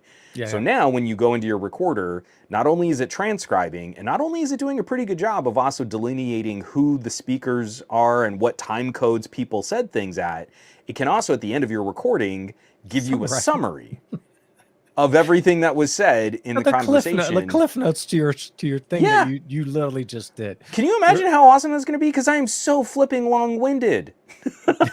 Every conversation I have, what I need to do is record every conversation I have, and then when someone says, "Hey, what was that about?" I can just point to the summary, and it's like, "This is what I meant to say." You should do that. But it took me way longer. Set it up. Charge up. I should. Oh my God, I should do your podcast, a Gemini have it Nano sit there on the summary. table, let it record, and then at the end of the show, before you finish the show, end it and let it do the summarization and see what you just talked about. Oh my God, I'm totally going to do that. That would be such a, because I was going to say, let's do it on our show, but it's hard to do it without having our audio being broadcasted in the room. Because it can't hear both sides. Yeah, you can't hear both. Well, I mean, I mean, technically, I could set up a device in another room and let it record where it'll show both sides, and then at some point it'll just Yeah. summarize saying, "You guys talk too much." It's just a simple. It's a simple summarization. It doesn't take too long. I really And think that the funnily, while we're having this conversation, we don't even really need to talk to each other anymore because Gboard is getting even more advanced smart replies. And so so okay. it is The reading fix through it your function to conversation. me that AI the grammatical fixing function in Gboard. This is with the 8 Mhm. Pro that I'm not gonna lie that I have loved since day one. Right? Is I'm like typing, I'm writing a message, whatever, and then I'll see a button that says fix it. I'm like, what do you mean fix it? And then What it's do a you mean grammatical fix thing. it? It goes in there and they're like, okay, you meant to say it this way. It sounds better this way. Oh, did I Google? You think you The- know me? You don't know me. that's what I said the first time. But the second time I And said, then it was right. please, Okay, yeah, please you're more. right. No, no, no, no. You're right, It was Google. so I use I'm sure you've heard of Grammarly before, right? Grammarly as a Yeah, it was used as a it was essentially first put together as a grammatical assistant to sure. help you write better. Grammarly now is a full-fledged AI assistant for writing and Hmm. responding to emails. I don't actually have to respond to anything. I get like these request emails. I don't even have to start. I just hit reply. Grammarly is already waiting for me, tells me how do you want to Hmm. respond, and it writes out the email for me and it just puts it in there. This fix it to me was a very functional and a very intuitive, and it was done in the right spot. It's as I'm trying to Sure. type something and I'm trying to send a message to somebody, and sometimes when you're using speech to text, you know how like more speaking doesn't necessarily maybe make sense, or maybe Right. there's somebody You're behind you saying something talking, whatever. conversational, yeah. Absolutely. If I'm sitting and doing, if I'm close enough and I'm holding the phone, even in a busy time, and I do it this way, absolutely 100%. But if I'm sitting in a room and I'm doing some work, and sometimes my son walks in, those are the things he needs to fix, and fix it does it really well.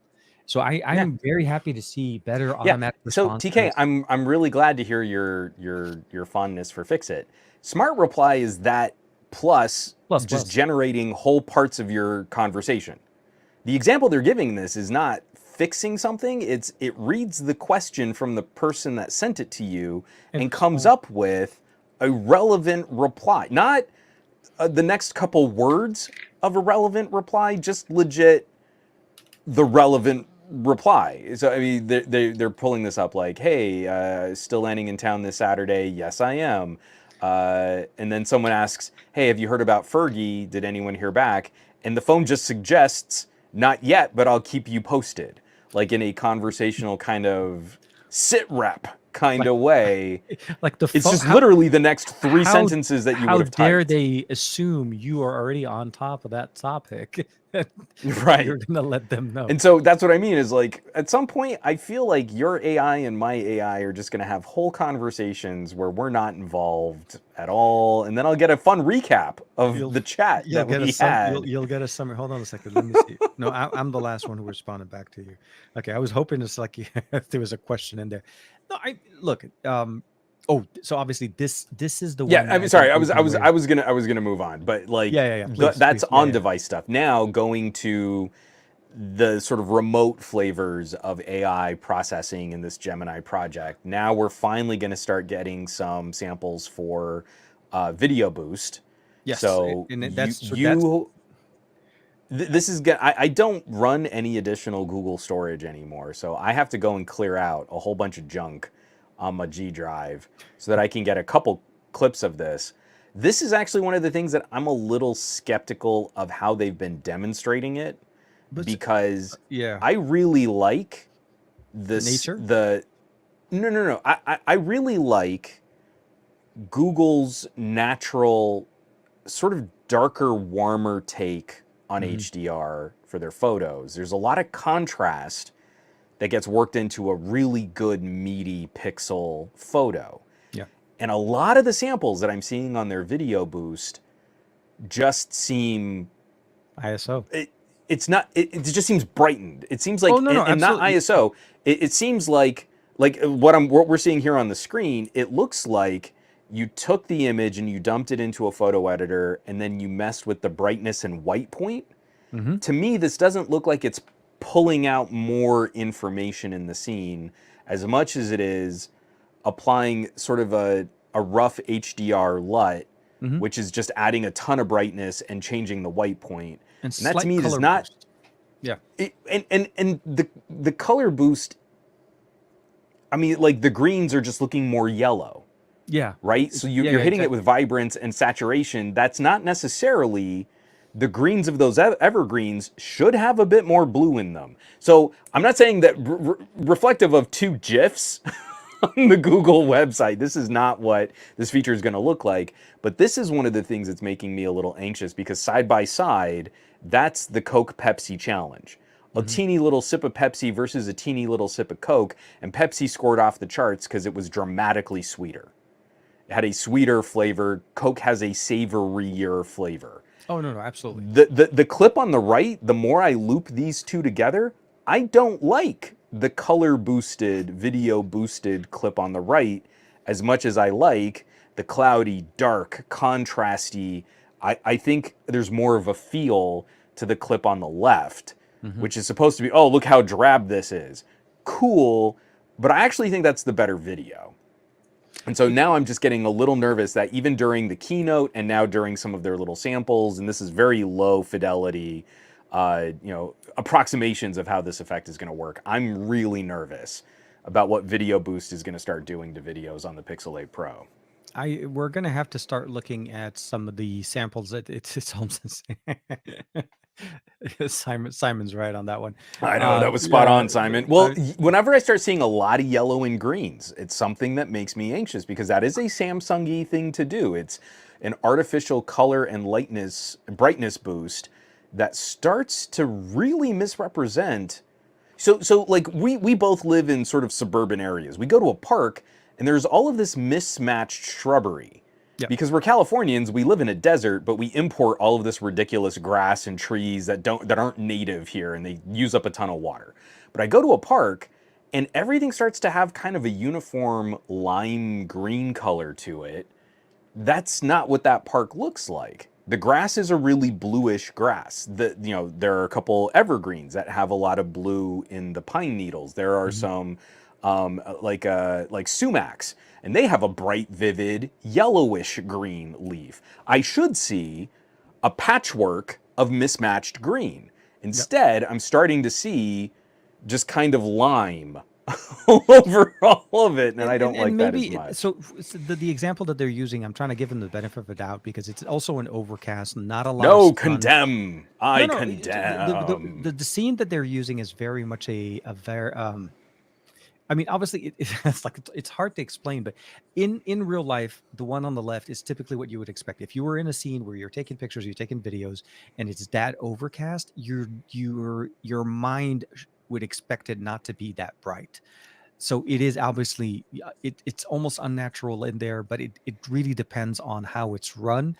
I'm hoping we'll Yeah, have the ability of tuning the level of HDR that I it hope so. applies because right now I'm looking at it. I'm what I feel like it's also. I think it's going to have to be new videos taken on the phone. I don't think it's going to be Oh for yeah. the existing videos. So because I was looking through my life I think through it the is. I think it is because people were complaining like, "Oh, well, if this is server side, how come I can't do this on a Pixel 6a?" And I think there is something happening where the phone is saving additional color, light, and metadata, it not has to. reflective of the video information, but it's sending something alongside the video so that Google servers can work on it and send it back down to your phone. No, no, absolutely. And I think, but this is going to be one of those things where I think, and I said that in my video, my travel video, this is going to make it. When we travel with our tech, we have a very unique experience that is different than our home comfort zone. And I say that because we have unlimited, we have a certain amount of data, Wi-Fi, and so on. When you start traveling internationally, when you start hitting areas, specifically when I walked into China and walked out of China, that whole, do I still have access to Google services? Do I have the ability of backing up? For that Sure. 1 week or so that I was gone, like after I left you in with for MediaTek, I wasn't backing up any content to the internet. All of my stuff was still sitting on my devices. There was no cloud storage because I shut off all of that. I didn't want to kill all my data trying to upload, gigs and gigs of backup photos. And things like this would probably not work for you when you're traveling. You'd have to wait till you come back or connect to a Wi-Fi Yeah. at the hotel. So I'll say this: I'm happy with the things that we have that are on device. Mm-hmm. I would have liked this function to be on device, even if it was delayed.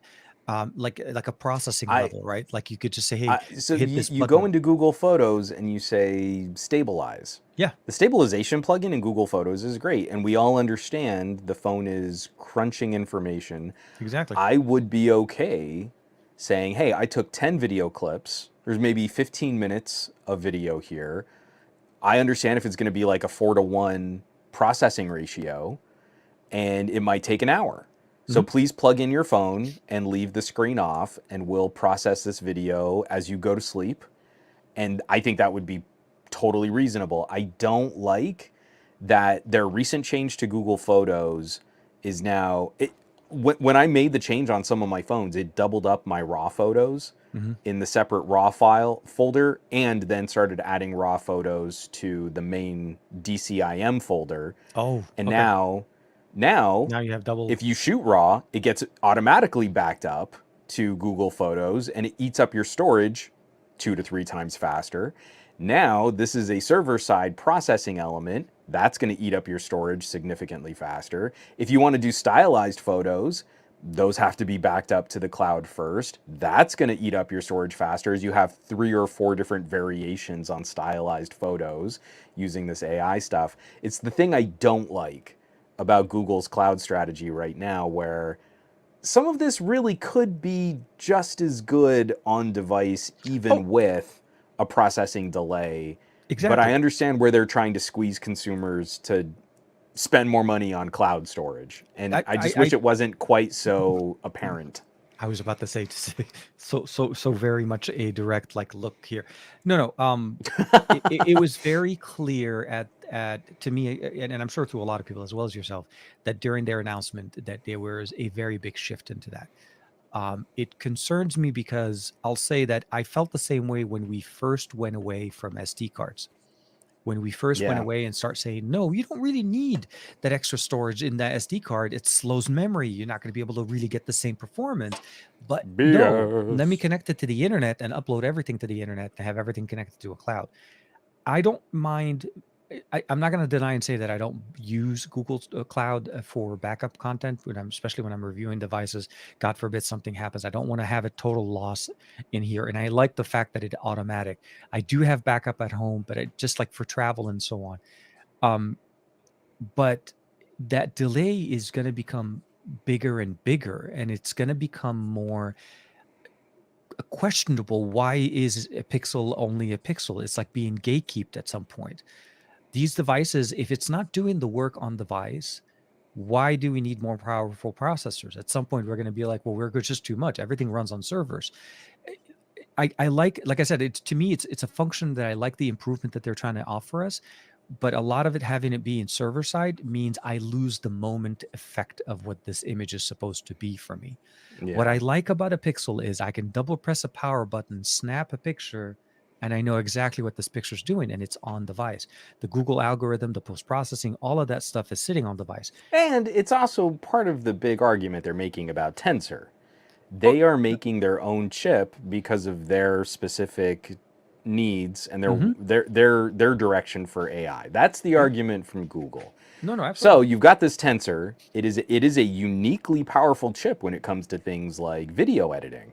yeah, absolutely crazy. But It's a workhorse when it comes to you those want to things. process HDR video, it can't do that on the device. You should do it on It has server. to send that up to a server, which also counts against your Google Cloud storage. So hold on, I was trying to move this along because one of the other smaller camera updates is for the Pixel Fold. It's Hmm. where you can dual screen, so you can Oh, dual shoot front and back. and Oh, so you're using so both you can displays. see through it, but then also the other people on the other side of the camera can see what you're doing. I just tried to fire it up on my Pixel Fold that's running the Android beta, Hmm. and it just crashed my phone and caused it to reset. So I'm going to try again. We're going to do this live. We're doing this live, and I'm going to see if I can now get this I know to. you're trying to do what the open does like this. No, not this. Like this. Come on. Yeah. Nope. So you're trying to do this. Where both It cameras just it it just crashed again. crashed it again. So unfortunately, I can't show that off on the Pixel Fold just yet. Running the beta, I do have the up-to-date camera app. Obviously, I have the up-to-date camera app because it has the option for it. But the second you use it, here I'll even turn it around. Let's see. Maybe it just doesn't like being pointed at a camera. But I'll go to tap on this. Now there's a dual menu where you can just switch screens or say dual screen. And if I hit dual screen, it's going to do it. Nope. And there it goes. So it just rocked my phone again. Did you read that correctly though? Did it say reboot phone or and single screen? Maybe that's what it said. Maybe you misread it. Oh, maybe yeah, I should check. The option was reboot phone. If the option was dual is switch screens or reset phone. Maybe I just wasn't reading. I'll at least just share real quick the only other thing I would probably recommend once it restarts, maybe clear the cache on the camera app. Since you just got an update. Yeah. That would honestly that may be my first thing I would say, and also maybe just for the sake of pure curiosity, check the Google Play Store and see if there's an update for your for maybe another. I did all the Play System updates. Okay. I did and it's doing all the app updates and everything. It's as up to date as Google thinks it should be. For me, the cache would have been the thing to catch it. Wow, I have. But this is what the effect should look like if you catch the video of this stream. Pixel Fold makes it easier to photograph friends and family. But the other thing that I thought was kind of a nice little perk. There we go. Including a repair mode. So now, if you have to fix one of your Pixel devices, you can set the phone into a special locked mode where someone can still work on it, they can turn it on, they can do sort of basic Android-y things, but then they don't get, they don't get any access to your personal data, your, special intimate moments with your loved ones or your spouses or anything like that. So it's a nice little container system that keeps that all on lockdown. I'm going to try and clear the camera cache here, but all in all, this has been a really robust Pixel feature drop. Oh, this December is the update. was I rich, feel like everybody. we were expecting this is the it update to. that we wanted on day one. I'm not gonna say that they announced it, they showed it, but they specifically gave. I'll give them credit for that. They pointed exactly at what point in time they were going to give you that feature. They announced it, they showcased it, and it wasn't and this will be available later in the summer. This will be available later in 2024. No, this is going to be available on the December feature update. Like they knew exactly. I mean, obviously that means the feature's been done, but they were able to basically start showcasing it. And then at least for us, we got it and relatively fast. I mean, today is what, Thursday? Yeah, it's like 2 days after the actual update was supposed to be available. But yeah. Okay, I cleared out the cache. We're gonna try one more time. And dual screen. Activate. Nope. Crashed again. So no go on the Android beta right now. Tis the beta. Jeez, Google can't do anything right ever. But the other thing is, we started this podcast off using the Pixel 8 Pro as a webcam. That is now a public. That is a public-facing feature. You know what else I tried on my Pixel 8 Pro before we jumped into the live stream? Recording audio? No. There is still no video output on the Pixel 8 Pro. So I was hoping that would at least show up. I knew we weren't going to get a desktop mode, but it would have been really fun to see. Because it was in the code. That was the whole thing. We all expected 8 and 8 Pro based on some of the stuff Michelle found that it could have potentially be in there. And for all we know, maybe it will be. Maybe it'll be that, massive super secret feature drop, but no. I really don't know why that's like this is a thing that Google doesn't like specifically for them also having a somewhat non-functional desktop mode built into Android. Yeah. They're the ones and they're the only ones out of all the companies that doesn't put out a phone with a video output function. So it's a fun it's one of those things. I mean, I realize not everybody's like, where's my desktop mode? Where's my desktop mode? But and Farhan also giving us the same thing. Still no desktop mode. Angry face emoji. I wasn't expecting. I was still hoping we would at least see video output. If the hardware is supporting video output, there is no reason to hold that back. Absolutely, And that especially for glasses, especially for content watching and stuff like that when you're traveling so and so on. good. Glasses Tell me, like, you haven't been using that a lot on your OnePlus Open, because it's like I've dude, got my X Reels and I just pop them right in. dude. It's So so my good. my my Rokids and obviously my new TCL Neo 2 glasses have been getting a lot of work done, and especially on the big boy, the Legion Go, which is the next Hey, video that I need to start finishing up hey. on. Yeah, This you is a do. dude. I need to. I mean, like, it's seriously. I yeah. Last week was a little bit hard for me with the whole, like, because a lot of the stuff I did last week was pre-shot on the week before, so it wasn't Yeah. really like. And I was trying to get back, and the whole my voice wasn't really kind of coming back with it. So it was, so yeah. So I have a lot of the B-roll. I just need to kind of put together and start actually shooting and editing. Mhm. But seriously, dude, that whole car thing going on right now is threw us off because it is such a Yeah. big thing to deal It with. sucks when like adulting gets in the way of us just playing with cool Yeah, that's toys. like, isn't it?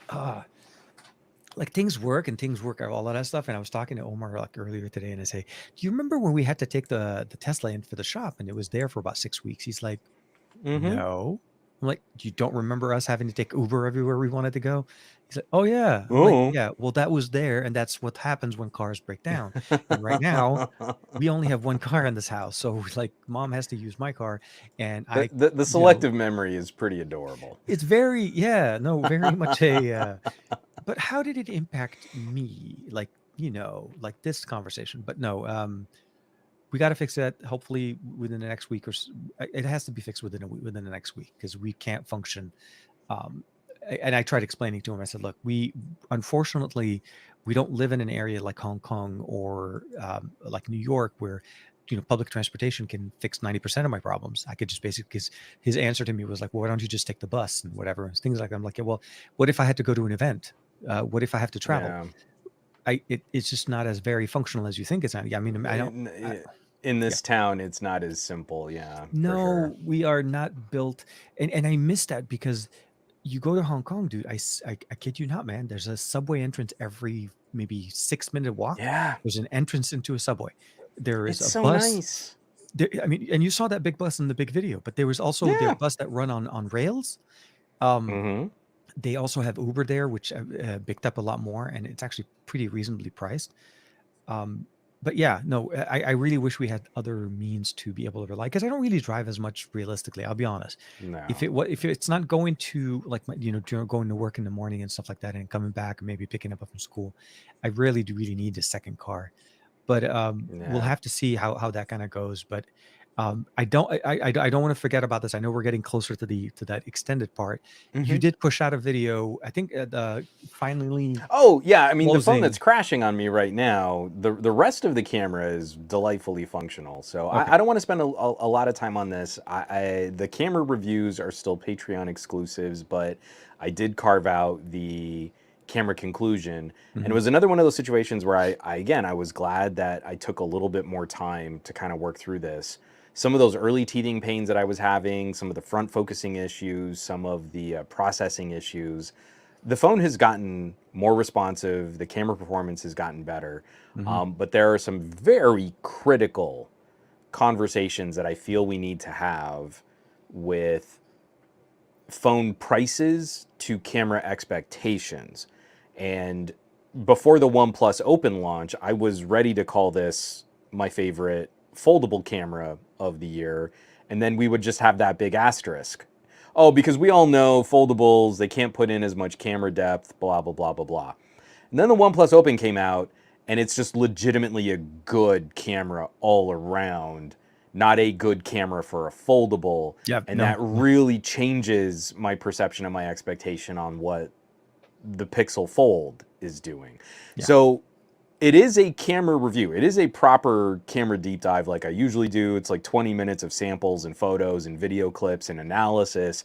But there is a lot of philosophy on what should we consider fair. how do we compare these things, and what kind of price to performance should we expect when there are radical differences in form factor and other functionality? So thank you for bringing it up. It's on the Patreon, patreon.com/somegadgetguy. But Link in the description for everybody watching the show. Thank you. I wanted to wrap us up because so many people have been really up in their feels about this beeper situation. Have you tried the beeper mini? Have you been playing around with the beeper and the blue bubbles? Are you blue bubbles now? Are you? I don't have any friends that use blue bubbles.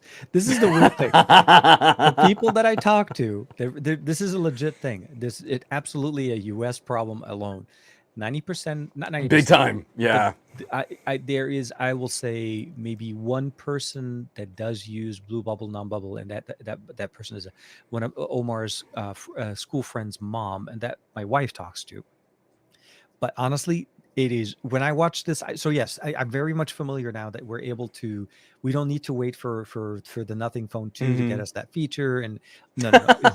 Which was never gonna come after all those security problems that they had. It was just. It was just. I mean, I'll say this. The surprise. That one was pretty skeezy because they were saying like there's like a relay server, and you're like, well, then it can't be end-to-end encrypted. If at some point there's another computer that's translating this for us. But the beeper situation, I feel like a lot of people have covered it, and there's a lot of coverage on it. I was like maybe I'll take a step back. Look, you may have some friends. I mean, we talked offline before. You were asking me, it's like, hey, do you use does your iPhone have MagSafe and stuff like that? And I'm like, I really don't know. Okay, look, my iPhone sits here. This is my work phone. This is my day job work phone, and it doesn't do it. I don't do anything with it. I don't use iMessage even on the Mac, even though I have iMessage. I don't. So it was not an issue for me per se. And I think all of my wife's friends, even if they have iPhones and so on, it never became a concern. But let me ask maybe on your side, because I know we've talked about it before with some of in the school and the parent groups, the green bubble bullying is pretty aggressive, where several parents now are primed to always mention when someone has a green bubble. And it's not just Marie and I. I mean, I would say it, like in some of these circles, it's like a 60-40 mix. Like Pixels are really popular, Samsungs are really popular at my daughter's school. iPhone is not dominant. But every iPhone, not every, I shouldn't say that. Several iPhone parents have to pick at every single green bubble that they see in a parent group chat. And we've tried moving over to like WhatsApp. We've tried moving over to we end up using like the school website. There's like a social media site for the school. It's not really appropriate for that, but that's what we moved over just to avoid the handful of parents that are flipping toxic. And so I kind of want to do this and just show up with blue bubbles and like STFU, like, because they're exactly the kind of people who would also act like they're hacking our blue bubbles. What a duplicitous way to get the blue. It's not a real iPhone. Like I can almost see one mom being that kind of. So anyway, I posted out on Threads today. Just a few people are really telling on themselves because it's not about functionality. It's not about a better messaging service. It's not about fun features. It's definitely not about security. There is a group of Apple folk who only cared about excluding people that had a different phone from them. I'm not saying most iPhone users. I'm not saying all iPhone users. I'm saying there is a very ugly contingent of iPhone users who make other iPhone users look bad. And as soon as I posted that out, boy howdy did a lot of people get up in their feels and get real defensive when, again, the answer is to not comment on that. If you feel like that observation is an attack on you, then it probably is an attack on you if you got that defensive about it. It's a weird situation when you realize, and I'll say this is the weirdest part. I rarely ever use SMS. Okay, I'll be very frank. The only person I talk to right now is Um, Omar, and I'm seriously considering bringing him over to Telegram. I really don't think we should be yeah. talking on text message. Not that I'm saying I've that I got don't. Marie switched over to Telegram. So this is Score. no, dude, and not only that, and he's been begging me. He wants to get on Discord. He wants to start, because he wants to chat with his Mm-hmm. friends when they're playing Minecraft and so Yeah. on. So a lot of the secondary aftermarket, not aftermarket, but like secondary options of communications are very not only reliable, secure, and those are the things I want to be able to kind of introduce him to. He has in the past asked, it's like, hey, can we get an iPhone? I'm like, no, we're not. We don't do iPhones here. This is not. No, No. no. You have all your gaming phones. You want to get a really good gaming experience. This is it. Like seriously, if there was a phone to say, I'll say this. I would venture to say the IQOO 12 is a great gaming phone, Okay. regardless of the cameras. I think it's a great I mean gaming that phone. was a controversial hot take right It, there. it is very rarely ever for me where I make because of the way it handled for me thermals, the gaming, the Yeah. flat display, the high refresh rate. It's not 1080p, slightly higher. And you get the fast recharge back, like boom, you can get back up and running. It's the same thing with the F5. Like the Poco F5 is a great little guy for the 7 series processor that it has in there, and the Wi-Fi and all of that configuration and fast charging. But I feel like the IQ does that Mm-hmm. better with the thermals because you do get better performance with that HN3 in there with the extra RAM. And this one actually, I was very lucky that they sent me the 16512, way more storage than he can ever really need. The Sure. one thing that it doesn't have, obviously, is a headphone jack, which the F5 does have. And that's something that I kind of Okay. felt like the F5, from a gaming standpoint, you need a headphone jack. That latency is a concern at some point. Yeah. So, but anyways, what I was trying to kind of bring it back into with the whole blue bubble, green bubble situation, it is very much a US concern. I really feel it's a US Yeah. concern because outside of the US, even iPhone users use WhatsApp. Yeah. Well, If we it's were not the only WhatsApp, it's ones WeChat. who we overly subsidized the packages of SMS messaging back in the day, Mhm. as that was one of the few things that carriers could really do to compete against each other in a way that was regulated much more strictly Yeah, how many in text other messages you regions of can the get a month? world. Yeah, I remember those. Yeah, How so many it made a minutes? lot more sense. The rest of the world, and especially I think kind of Canada helped kick this off. Um, Instead, you started putting messages over data to get around the more restrictive SMS costs. Like BlackBerry Messenger is a perfect example of that Mhm. kind of strategy at play, and that evolved into WhatsApp and Signal and Telegram and now Discord and other chat services. Here in the United States, the carriers took the infrastructure from the government and then just kind of dumped whatever they wanted on it, and then they were able to compete against each other as operators by subsidizing the costs of those SMS packages, so texting was cheap. I also have to lay some of the blame, a little bit of this blame, on Google for Mhm. being so horrifically stupid in changing the names of their messengers so frequently. Because I was doing really well moving more of my family over to Hangouts back in the Hangouts actually, day. I felt like Hangouts had its Hangouts had its time. momentum. Yeah, yeah. Yeah. And if they had just kept the name Hangouts and included the functionality of Of course, yeah. Allo Oh, and yeah. Duo and Meet and Messages, and you just called it Hangouts, consumers would have felt that there was a consistency in Google's messaging, even if the underlying technology was radically different. So Mhm. now they killed Hangouts, then they killed Allo. No one wants to mess with installing another app here in the United States when they can just text and texting just works. So, bigger problem here in the United States than anywhere else in the world, but that's also directly contributing to the fact that now people under the age of 20, we're seeing like roughly 90% I want iPhone rates over any other phone brand. And that to me is not, that is brilliant evidence to support this has nothing to do with any kind of technical meritocracy. People aren't looking at the landscape of devices in competition and thinking, well, based on the features, this is the phone that is the right fit for my needs. It's all now social conditioning, and they don't want to be left out of group conversations.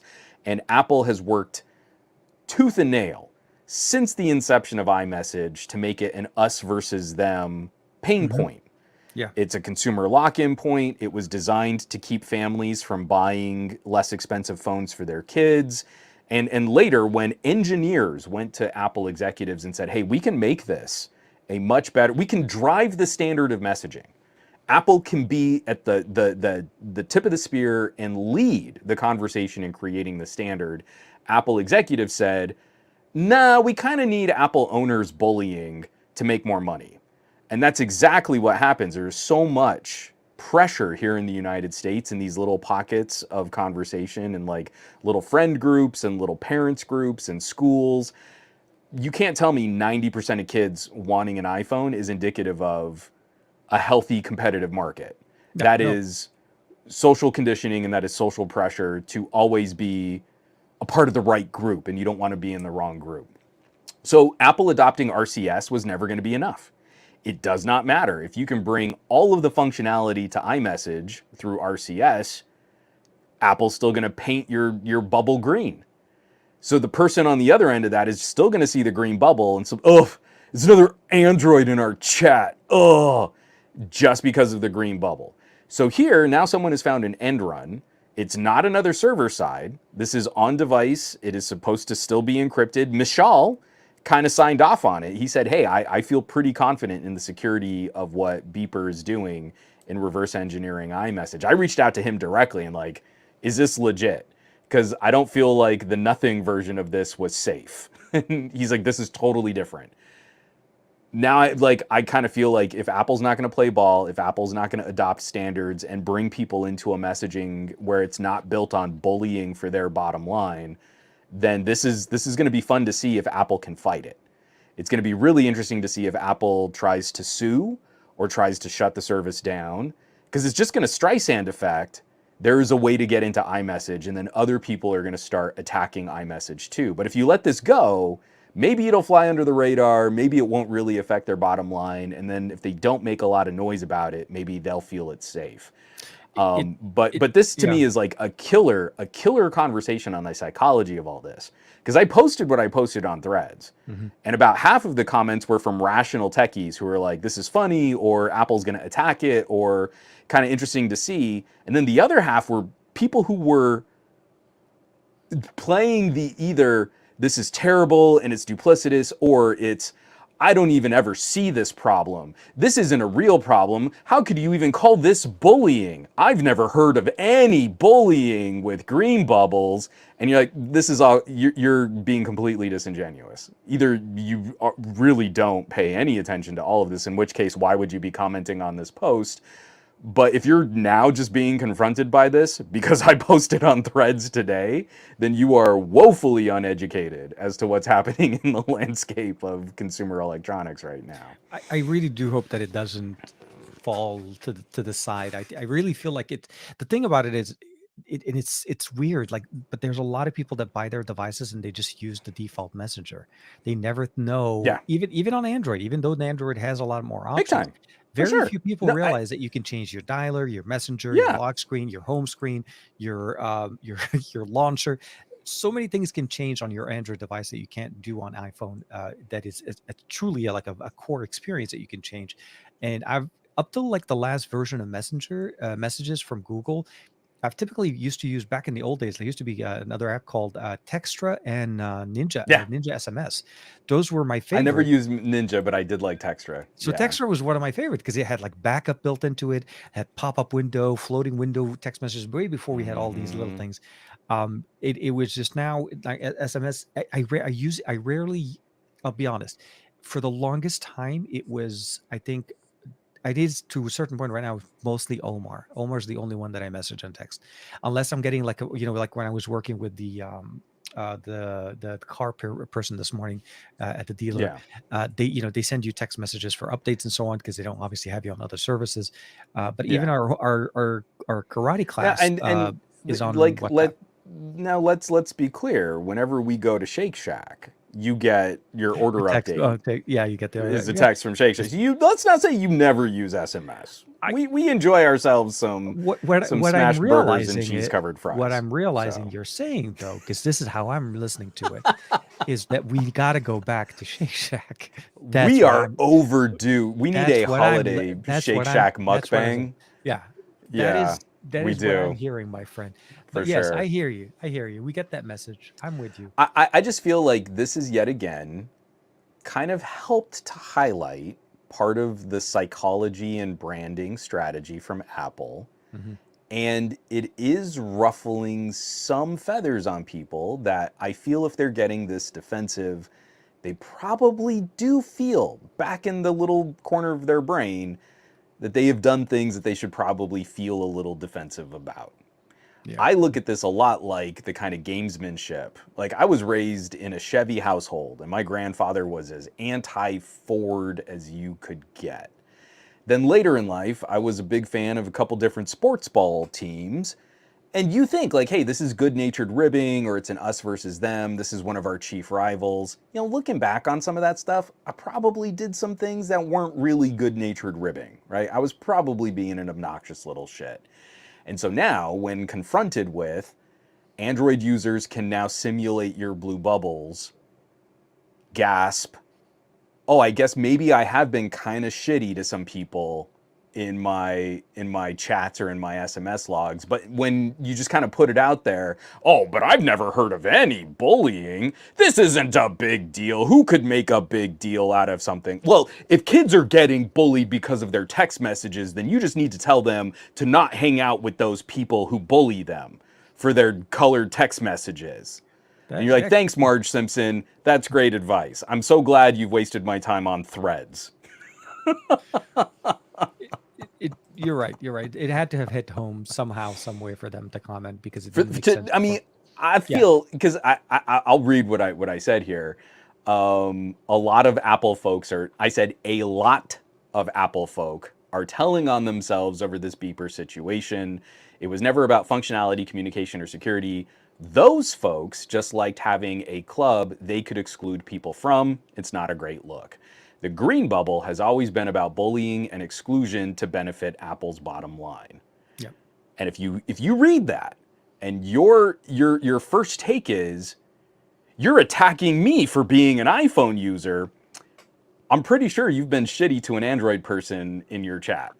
If your first reaction is I have to defend the sanctity of Apple against someone saying mean things about Apple, I'm pretty sure you're one of the problem people. I Yeah. think you have contributed to making people feel poorly about owning Android There's devices. there's a little bit more to that conversation than meets the eye. I def Something simmering. No, no, but I mean, at the end, I think at the end we're gonna have to see how the conversation evolves, and I really do hope Apple does not try to close that. I mean, and even if they I'll be do, really curious. There's a part of this where it's like Apple depends on the perception of that consumer lock-in that you can't get these features anywhere else. But no, no, also, absolutely, but I don't if know they how they attack can this too hard, I think it's just going to open the floodgates to other people try to find finding other ways to ways grow through it. No, iMessage. I know, I no, no, I think know. it's There's a they're chink kind in of damned if there's a they do chink and in the damned if they armor. don't. Yeah. I think what they should honestly look, if they're going to adopt RCS and then the security is going to be basically managed between the two, and the reality is there is really no reason for coloring the bubbles anymore, the differentiation in the bubbles, other than purposely trying to point out something that isn't, like it's like getting a text message from one person to another. It's all going over data. RCS works over data. It doesn't just work over Yeah. text message. You can have RCS. Like I messaged, I think you and I think a long, like maybe a year or so ago, while I was on I was on a plane. I'm on airplane data and I'm text messaging over Yeah. RCS. And that's the purpose of it. It's supposed to be Yes. flexible. There's no, anyways, what I'm trying to say is it is, But it's the hilarity of yeah. Apple has created iMessage to make messaging more painful for their own customers so that those customers will complain about the Android users in their chats. And But it is so also there that is no Apple part of painted this an, where Apple has done this in any way that's defensible oh, no, no, no. I because the don't think so. people they're harming It's their own are users. their own paying customers. But This is not an Android problem. We could have been including better functionality for iMessage yeah, years ago. No, I'm with you. I'm And with you. Apple has dragged their feet on it. And that's, again, it's like when you spell that out, many of the folks in our parents group have kind of understood. They're still going to buy iPhones. It's not going to change their mind. But they've stopped picking on the green bubbles because they kind of realize, like, actually, we're kind of ahead right now. I get emoji reactions where you get duplicate texts. My stuff is working. Yours is the stuff that's broken. And that kind of shuts them down enough from feeling like they've got the superiority in that conversation. But then you get that tiny little vocal minority who have always been confrontational about this stuff. And Yeah. then now they feel like they're the ones being attacked and singled out. And you're like, well, we wouldn't have had a problem if you hadn't been commenting on every single green bubble. That's inappropriate.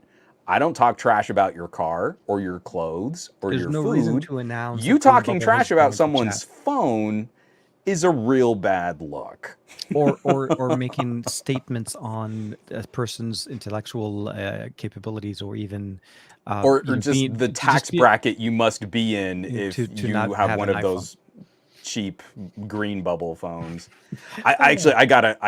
She got Juan from Android Faithful. She's an Yeah. Android developer, and she came in pretty hardcore too because people have just like point blank to her face like, yeah, but why do you have a crappy phone?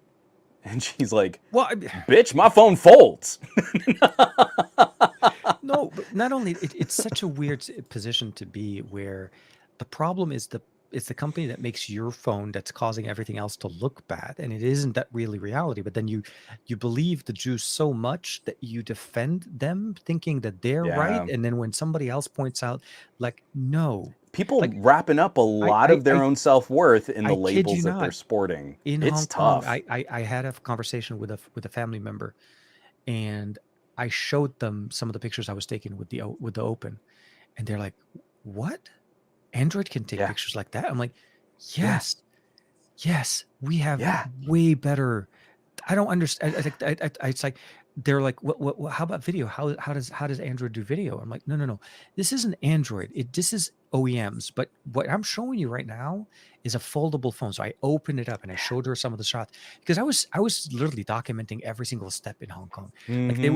would, like those times where you and Marie, and I'm not sure, maybe you guys go through the same thing, but there would be times where Vanya and myself and Omar are walking around, and then before I notice it, they're like 20 or 30 feet ahead of me, and I'm like the guy Yeah, that behind. happens to me a lot. They don't even stop anymore. They don't. They just keep looking every once in a while. They're like, just to make Marie sure I'm not. never looks back. She's It's just like, like, well, he'll catch up. yeah, but like, no, no, no, like, dude, if you watch the video for the Pixel 7, the Pixel 8 Pro, so many of those shots you could see Omar and Vanya way in the furthest point out, because I was like, I'm taking too long. I'm like swiping phones. It's just, Mm-hmm. sorry, I didn't mean to hit it, but the reality, I mean, it's like bringing it kind of together. I think this is not necessarily the most busiest week tech conversation.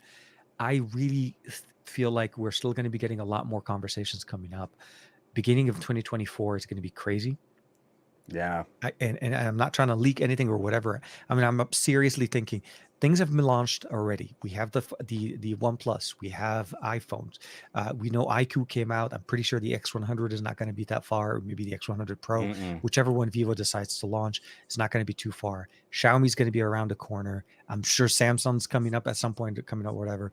Where we have that little holiday lull that we have right now, it is going to be too short, because it's already, what is today? It was like the 7th or the 8th. It's It's the already, 7th. yeah, Yeah. this year is literally done. For most of our listeners, it's already the 8th. That's true. If you are in Hong Kong or in Japan, and you know who No, you I are, just mean like we have some lovely folks out on the East Coast who it's way past their oh, bedtime, that and is we true. Yeah, greatly appreciate that you yeah, guys no, have no. been sticking with Thank you, our thank you very rambling much, in this and stream. I'm just happy that we were Um, able to kind of hang yeah, out. we're gonna have a lot of fun stuff. So, Sorry. um, coming to the Patreon soon, Yeah. I have write-ups. I need to shoot them, but I feel pretty good about tackling the OnePlus Open camera. So Hmm. I'm going to be doing the camera deep dive on that next, and then probably the week after, I'm going to be trying to roll that into the. I wanted to wait for the Pixel 8 Pro until we could do this video boost. Yeah. It's not really the camera deep dive stuff that I usually do, but it's such a core part of the Pixel. I wanted to wait on that. What do you have coming down the pipe? Are you going to be doing any like year-end wrap-up stuff, So, or are you going to so be I don't doing usually. any? So I typically guest I show up on videos of our friends. I'm sure I think you and I have done it in the past with our buddy Andrew Basha, Yeah, Salah for the yeah, video. So Salah. I need to Yeah, I just sent him a little clip. yeah, I need to record my clip since I'm actually starting to produce. I think for me, at least in the next week or so, primarily I have the Legion Go. I need to get that out. I'm hoping to get that out this weekend. That I'm finally able to kind of start working it out. If the car thing doesn't just take I'm Yeah, it's going to take I'm take dreading some the time out of dealership your. part of the conversation. This is the weirdest Yeah, thing. Buying a Tesla for me in the history of getting cars has been the simplest thing I've ever done. I appreciated it so much because I did not have to sit in a dealership to do anything. But yeah. at some point that has to happen this weekend. So if I can't, that'll be one of my early videos next week. But the Legion Go is going to be the main one. I want to spend some more time. I mean, now that we have the Pixel 8 Pro, I also probably want to do it kind of like an actual camera experience kind of going on, how things are, what can you and can't you do with it. And I just kind of like I don't know. I'm like trying to figure out how things are, but at least the next two videos will be on both the Legion and the Pixel 8. And I'm sure there'll be other things to cover. Maybe I'll do with some extra IQOO stuff or whatever. Yeah. We'll see. And I don't know. Yeah. So I just want to put it out there. Let's chat offline, and I think next week we should try to do a best of 2023 camera awards show.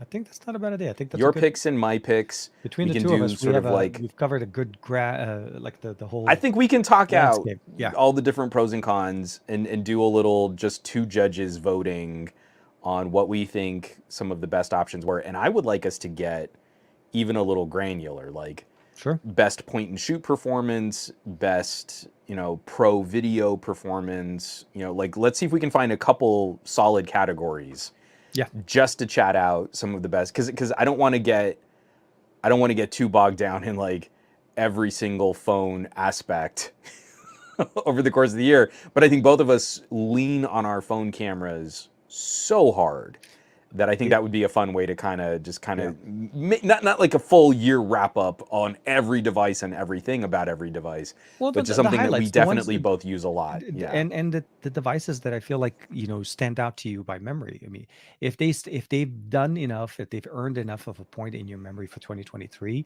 that has its own merit that you should have discuss it. And I'm sure we've Yeah. seen many more devices that are maybe focused on other experiences than just the camera.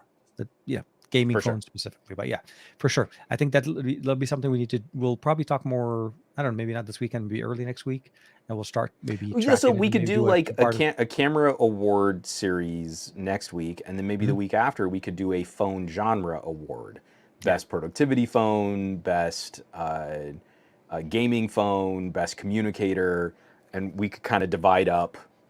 Like best iPhone is the iPhone 15 Pro. See, there you go. It won its own award. It's crazy. The iPhone always seems to win the best iPhone of the year award. It's like how America always wins in the World Series. Dude, how is Samsung ever going to be able to compete if the iPhone Right? always wins the iPhone awards? It just doesn't make sense. You know what I'm really disappointed in is how we have never given Motorola a nomination for best iPhone of the year. I'm not saying they deserve to win, but occasionally they deserve the nomination.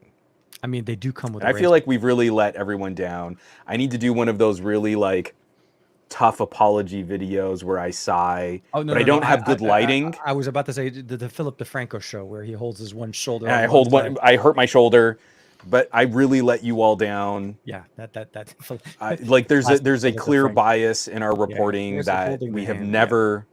We have never nominated a Motorola for best iPhone of the year, and that's on us. No, I will say this though. Motorola. We have made those editorial decisions, and it's not a good look. We're taking your criticisms to heart. We have 2 weeks. We hear you, We have 2-3 weeks to fix it before the holiday, before we all fizzle and disappear and become into Christmas dust. So, okay, I like our plans. Hopefully, in the next couple of weeks, if you're still hanging out with us on our stupid late night rambling podcast, you can find some fun stuff as we kind of close out 2023 while we're already playing with some of the hottest phones of 2024. No, absolutely. And then calling them It's 24 crazy, No, I know. The year is almost over, but we're getting sneak peeks at 2024. But right? it's looking very promising. Seriously, the IQOO 12 is making it so much fun to look forward to it, for sure. Well, For sure. with that being said, everybody, thank you very much for hanging out with us on this beautiful Thursday afternoon, evening, of course, or Friday morning, depending where you are. If you're in Hong Kong, it's the afternoon. And I want to say, of course, thanks to Juan for hanging out with us. We got a chance to test out a whole bunch of different tech. Make sure to check out the links in the description below. The audio version of this will come out within the next day or so. Thank you again for hanging out with us, for all of you, and take care. We'll see you guys next week for another episode of the Best of Our Week.